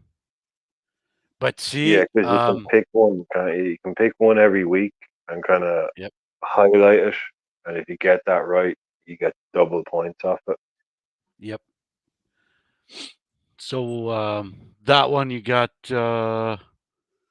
20 points on it instead of just 10. And the other two you got 10, 10. So 20 plus 20 is 40. So this week you got 40 points. Last week, I guess, well, it just keep accumulating, right? So couple of few games, a couple of few weeks, anyone can catch up to us actually. So get in there. I guess yeah, I was really interested to know what Pops which one he got right. The cherries. I got the And Bournemouth. cherries. Yeah, I got it right. It was 2-1. I went the other way around. I went the opposite way. I went with a Yes. 2-1, 2-1 for Burnley. And I I said, told you actually, if I you told you remember, if KFC you can't remember, do it. I know, but if you remember, I went full in on it on the prediction. So I said that Burnley were going to win 2-1, and that Iraola was going to be sacked after. It's gotta be the other way, And man. I got them Company. both wrong, but there you go. Hey guys, There you go. I'm gonna have to leave. I had to leave at 3 o'clock. It's already 3:08. But big up to thanks for having me on, Uncle Rodz. You can tell him when he gets back. Sure. And big up to the chat. And yeah, next time we have a discussion on what's to be a journalist and agent, I'll be sure to I think he's just coming back there now. You're still working on the back now. He's still there. No, yeah, I definitely yeah. I don't like being like when it comes to journalism. I definitely take a little bit of offense because I have a journalism degree and I have friends and many people I know. Yeah, but I'm not be saying anything about your journalism. Now you're talking over me, but I was just trying to say that I just also when it comes to dealing with like contracts and doing that kind of stuff, being that I've had clients and I've done that as well in my life, it's a little bit different story, but to each is their own. And I do have to go though at 3 o'clock. I had to go, so All right, but I appreciate it. Big up to everyone, and many blessings. Walk on, and hopefully we can get this W on Sunday. All right, guys. Yeah. I'll take care. Big Later up, on. big up to Big up, man. Take it easy. oh, man. What do I want to say? Yeah. So this is the thing, and so we try to explain something, explain things, and people just take it the wrong way. But I saw it go. Do you know what I mean? Not gonna hop on too much about that still. Listen, sideline football show. Please tell everybody where they can find you. Sideline? You can find me at Sideline Football Show. Come on, man. Let's push each other just a little bit on this. Come on. Oh no, let's talk. You want to carry on talk about it? Okay, we carry on. Yeah, just this, man. Go on, This, go on, this, go on, the go fun stuff here, man. Go on, Fema. Take away, my friend. Take it away. Well, I want to roast my best friend here, Brian. We were doing the prediction together. Yeah. Yes. So what do you think, Brian? KFC gonna be sacked or Ariola? We should predict that too. Yeah, we've covered that. I got that one the wrong way around. Yeah. I got how did Anfield you got Rodz, you got 2 results right? What 2 results did you get, Rodz? And how did you only get 1 outcome? No, I got the Tottenham game, got that right. 2-1. I got that right. And I got the Bournemouth one. I got that right. 2-1. Which one you got? I lost that on the thing in it. I lost that on Newcastle versus Wolves. Oh, okay. I lost that on that because I said it's gonna be 3-0, but it was a draw in the end, wasn't it? 2-2. Oh man.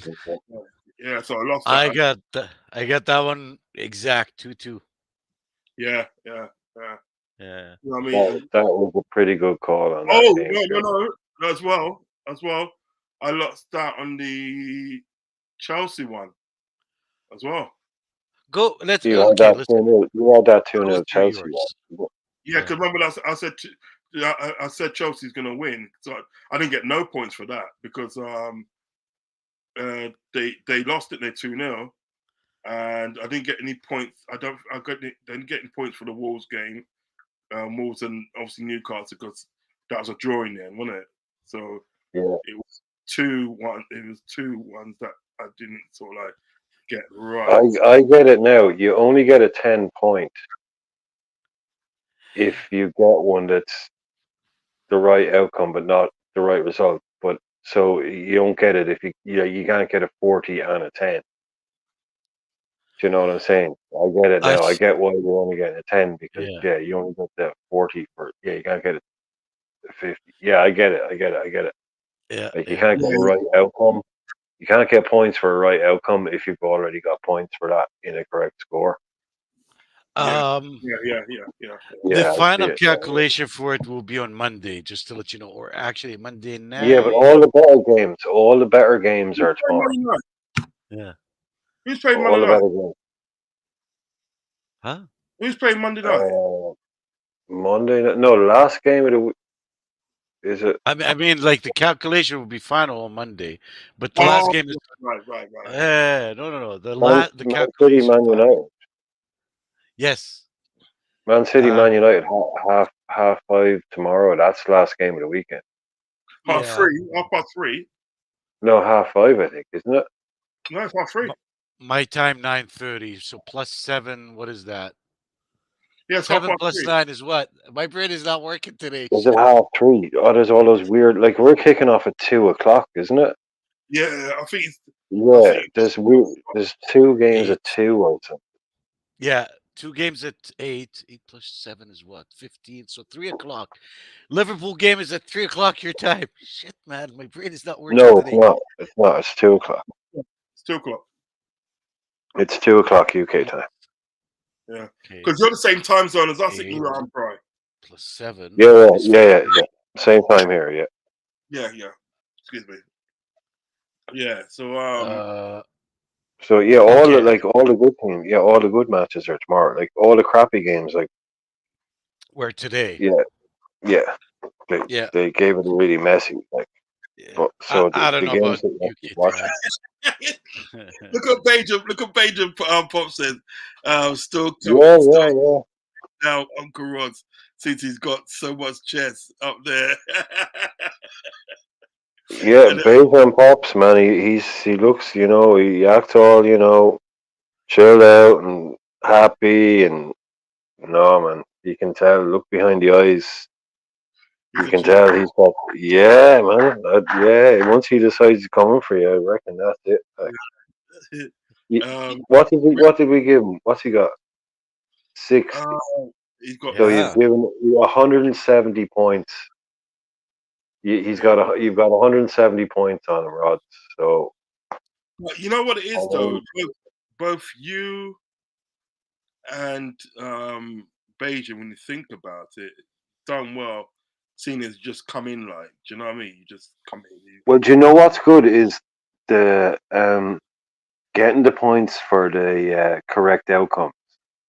Yeah, That's good because that keeps you ticking over. Like yeah, even Yep. if you don't get results, if it was basically like if you just got zero, if you got no results, right? The way that's a really good idea is just because it would keep your points going up every week. So you could yeah, get like six. If you got like 6 or 7 outcomes right, but you didn't get any scores, you could yeah, probably do just as well as Yeah. someone who got a couple of scores right. Yep. yeah. Because the outcomes you get 10 points, don't you? For outcomes, is it? Yeah, like The the outcome's outcomes are 10. easier to guess. Like the Yeah, outcomes are way. yeah. Because So that's it. in my first week that I'd done it, I think I got like one. You got Um, 6 good outcome. yeah, 6 good outcomes. Yeah, I got more Yeah. good outcomes. I think I got one right. I think I got one right. So far, you got 6 good outcome. Yeah. Well, I tell you this: the full calculation will be done on Monday after. It's either Monday in the morning or at night, depending if there was a game on Monday It'll for probably the be swap Sunday side. night. Yeah, yeah. Uh, UK time will probably be Sunday night by the time of that. Like it updates I pretty quickly, but look to it. sometimes, yeah, yeah. Well, we'll see, we'll see. But I think we're still gonna get 10 points for correct Rod, outcome, even if you get for the 40s. Rods, what was your score prediction for the Man City Man United game? I went 5-1 City. I went 5-1 City. I think I did 4-1. I think I did 4-1. 4-1 Yeah, I City. reckon everyone went big on City. Yeah, 4-0 for me. yeah. Everyone going big on City. You can You still change it, by the way. I've gone for 4-1. I think 4-1's going to be decent score, even if sort of like obviously it's not the correct score. You know what I mean? As long as obviously they beat them. Do you know what I mean? It's like we'll get some points. You know what I mean? But I can see 4-1 though. I can see 4-1. What have you got? 4-0. Same one. 4-0, man. I don't see United scoring against City, man. I don't see a goal out of them against City, even they're at home. We beat them. We beat them at Old Trafford. Was it 5-0? Was it 5-0 or 4? Salah, I think, got a hat trick that game, wasn't it? It's 4. Not the 7-0. 7-0 is in Anfield. Yeah, No, I it's know. 5. Yeah, no. 5-0. The 5-0. 5-0 was in Old Yeah, Trafford. Yeah. No, no, hold on, hold on. See, I have a bad memory, man. We actually lost in Old Trafford last season. oh, last Oh, year. yeah. Yeah. That season Last before. season, but the season before Yeah. that, we It won was, 5-0. and the next one was 4-0. Something like that. Yeah, Yes, yeah. yes. That Yeah. season on the day I think that was the season that we was going for the quad. I'm sure it was. Yes. Yeah, that season we was So going for the quad, and we I beat see them. But this. we Yeah. we tore them a new one at Old Trafford. We literally dealt with them. Yep. You know what? That the 4-0 No, one, the aggregate wasn't. The aggregate over the season was 11, wasn't it? 9. No, 9. Oh, the argument was 9. Sorry, yeah, 9. Yeah, 9. You're right. Yeah, a 5 and a 7-0. 4. Yeah. Right. Yeah. Last season we lost at Old Trafford. I think it was 2-1 or 2-0. 2-1, 2-1, 2-1. We won in Anfield 7-0. See, we all have fish memory today. Shit. You know what But it like is? it was Bournemouth. Like we beat Bournemouth 9-0, and then we lost the return 2-1. Fuck, that was No, stupid. we lost 1-0.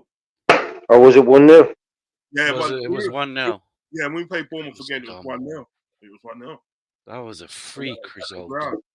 But you know what? Because that's what they're saying. And the aggregate score on Liverpool versus Man United in the last few seasons is 17-2.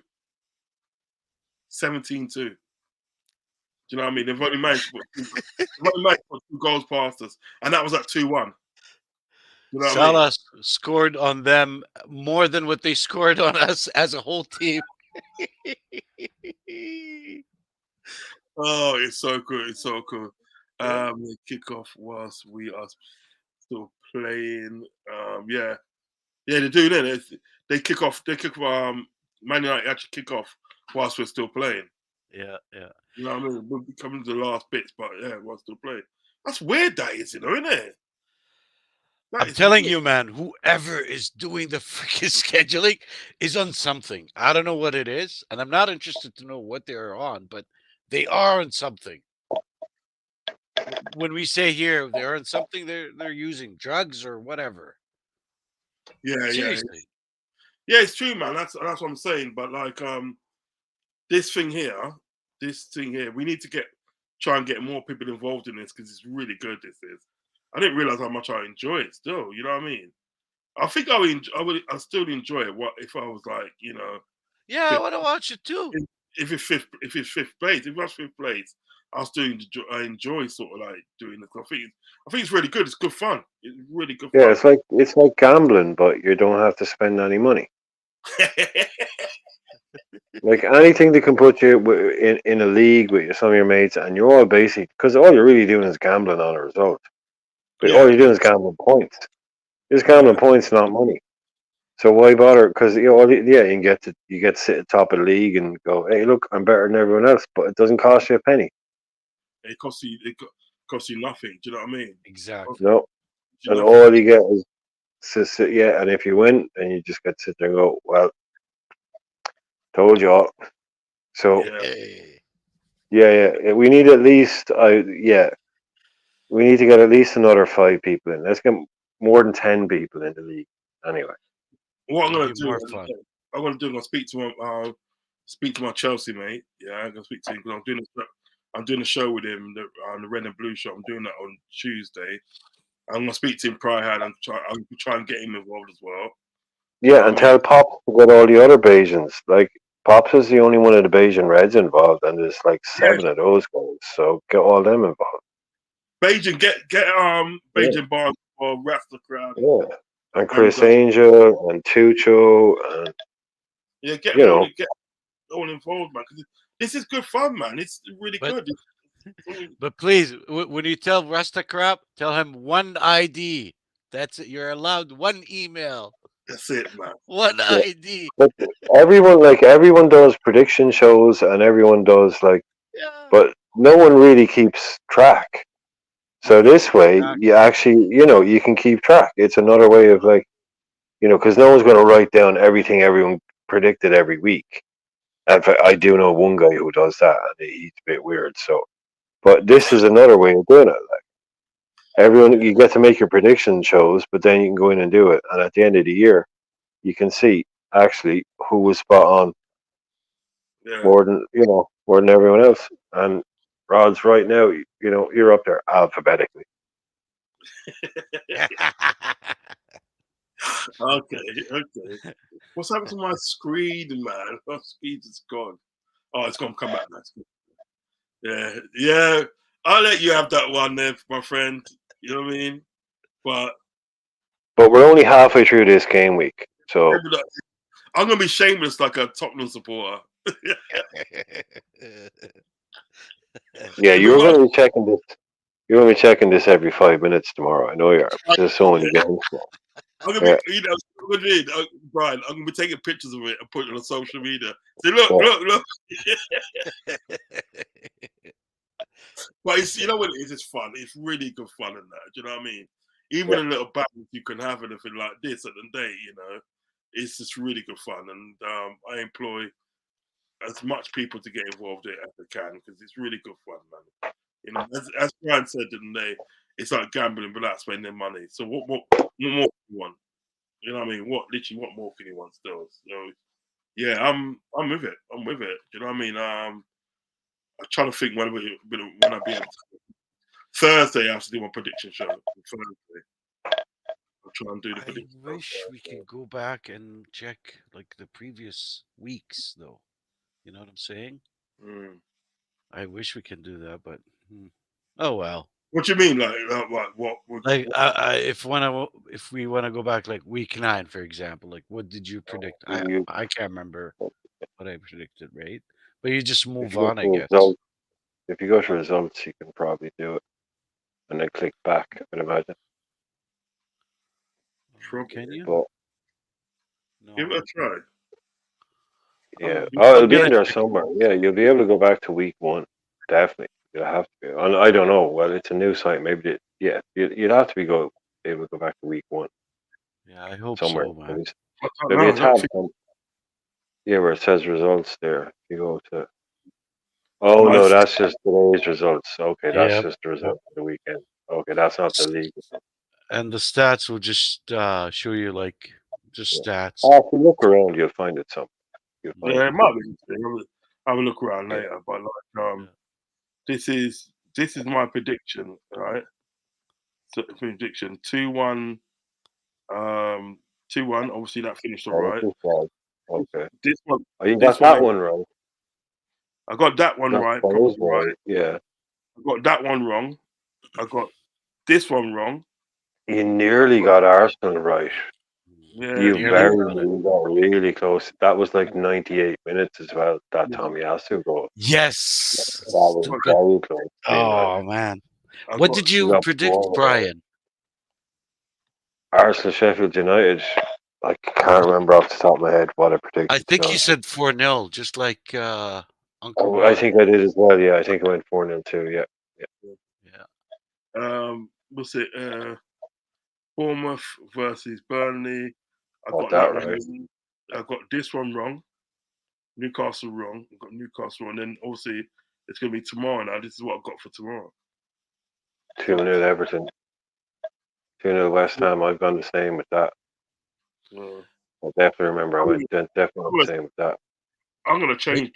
Yeah, I because went the same Villa. I went 4-1 as well. I don't think Luton's gonna score. You know what? I had the same prediction, man. 4-1. Yeah, but I don't think they're gonna. I don't think Luton's Yeah, gonna score. I don't think Luton's gonna score. You know what I mean? I reckon that'd be a 4-0 drumming. You know what I mean? I think I went. I think I have 3 of the same as you there. Well, no, sorry. I think I did until you changed Villa. I think West Ham, Villa 4-1, Brighton 3-1. I think I've You know gone what? Liverpool 3-0. I've gone 4. I think. You know what? Yeah. I'm gonna go 4-0 for Liverpool. I had 3-0. I'm gonna go 4. That's the only one I'm changing. But you don't. So you don't think at the day that sort of like United. you don't think like it's gonna score tomorrow. The reason why I was saying about us, I'm sorry, I keep I keep forgetting why I was talking about us. I'm getting the same feeling as when they played us. They couldn't score against us. Same thing. They will beat the shit out of Oh, them. They will not be able to score. But I'll tell you something though. I'll tell you something. Right. One thing you got to remember. Man United, yeah, always do well against Man City when Man United's at home. Because remember last season, they beat them. You know, they beat Man City. They beat Man City at Old Trafford. Well, last season they had a not bad run. A few things were ticking. Rashford was not Trashford like Trashford. this. Yeah, this season he's trash like Ford, Trashford. This Man United team is so bad, man. It's so bad. Yeah, I don't see any goal out of them. Yeah, yeah. Last season they were not bad. They had a not bad run. They won a cup. They were second. What weren't they the second or third? Mm. Something I I think don't the know. third.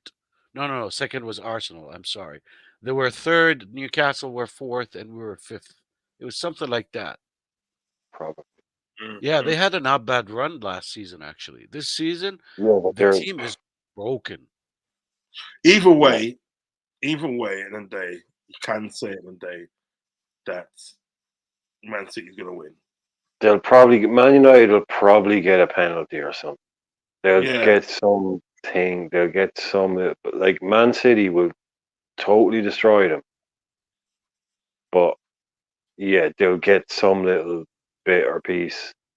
yeah. Bruno Fernandes. So yeah, that's why I've gone. I think 5-1 because I just think Man United at Old Trafford something will happen and they'll get a goal. But Mm. City will totally do them. Mm. Uh, Forest one. Do you think Rods? Do you think Darwin starts? Because I think he does. Some I people think do. he's going to be rested. No, I think Yeah, Darwin's up. yeah. 'Cause I think he's in now. I think he's I, in the team now. I He's think Like that to in. stay. you know what I think? I think a lot of people are making too much of like that miss the other day. Like it's like they kind of making it out as like it's only Darwin Núñez that's done that. And I've seen a lot of players that's done that. Gone past the gone Yeah, round the it's goal easy. post, gone round the goalkeeper and hit the crossbar. I've gone round the goalkeeper and hit it wide. I've seen people do that. So because Darwin Núñez does it now and I think that right, it's like everybody's on his case. I mean, come on now, man, be fair, man. Seriously, you know what I mean? Shit happens. The good thing about it wasn't day, right? Is that Ryan Gravenberch picked up the sort of like rebound, took around the defender, took the defender literally out of the picture, and slotted in and back of net. And Ryan Gravenberch is one of the players that they, for his sheer work rate in that game, Ryan Gravenberch was one of the players that I wanted to score goals. So I was still happy. Do you know what I mean? You know, but I wasn't so happy at the day the fact that they sort of like people was on Darwin in his case because obviously he missed that goal still, but like I reckon he starts him. You Because never I know. see it like yeah, Mo Salah this year has been like fairly quiet. His numbers are still insane, but he's been kind of not devastating, not scoring loads of goals, but he's gotten good. He's got some penalties. But when Darwin is on the pitch, Mo just comes alive. It's Facts. such a brilliant partnership. You can see the difference in Mo. The second Darwin is on the pitch, they're always looking for each other. It's like there's always partnerships in teams. We were wondering maybe would it be Darwin and Diaz or would they hit it off? But this is such an obvious thing that they have going on. The second Darwin is on the pitch, Mo becomes much more dangerous. And it can't be, definitely with Darwin being so mobile and energetic and the way he is, not saying anyone else, isn't Kakpo or Ja aren't, but he drags people away, he does different things, and it just brings Mo alive. So I think the sooner we get it, like I think, like I was saying earlier on, I want that. Basically, I want our first 11 to be. You can write it out. I want it to be Allison, Trent, Canate, Virgil van Dijk, Robertson, Gravenberch, Sabozlai, McAllister, Diaz, Darwin, Salah every week. That's our best 11 every week. Yeah, Do you know what I mean? facts. So get them in now. Get them. We know who the starters are. We know who the main boys are.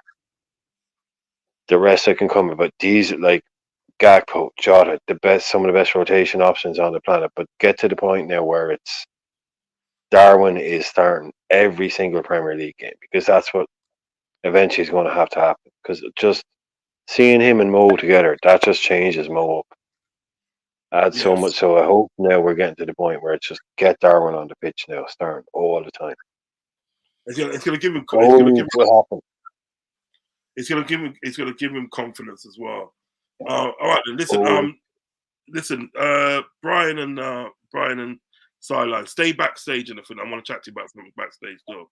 I'm gonna cool. finish the show. Yeah. Stay backstage. I want to chat to you about something still. Yeah, guys. Okay. Remember at the end of the day, if you're gonna watch this on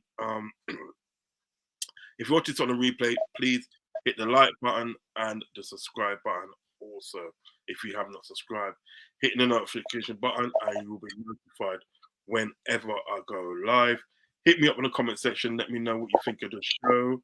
Okay, let me know what you think of the show, and let me know if you agree with our points or you disagree with our points. You know, And get also, involved in the league. Get involved in the predictor league. get involved in this league. And listen, it's easy. All you got to do is on my next show, tomorrow's show. What we're gonna do tomorrow's show, I'm gonna have the link inside the description, and all you can do, you hit that description, hit the link in the description, and build up. Literally build up as well. Like sign up. It's easy, very easy to sign up. Once you sign up, and the code's there. Do you know what I mean? And away you go, and you can do your predictions. You know what I mean? So get involved, guys. Please get involved. You know what I mean? We are waiting for you. We are waiting for you. But in the meantime, big up to the guy, everyone in the chat. Big up to everyone in the chat that's joining the season. Beijing Pops and the whole gang. Big up to everybody. Also, big up Liverpool 12th man that came in. Big up to Brian and big up to Sideline Football Show. As I said, just stay behind a bit. I said to chat to you after still. But in the meantime, guys, peace.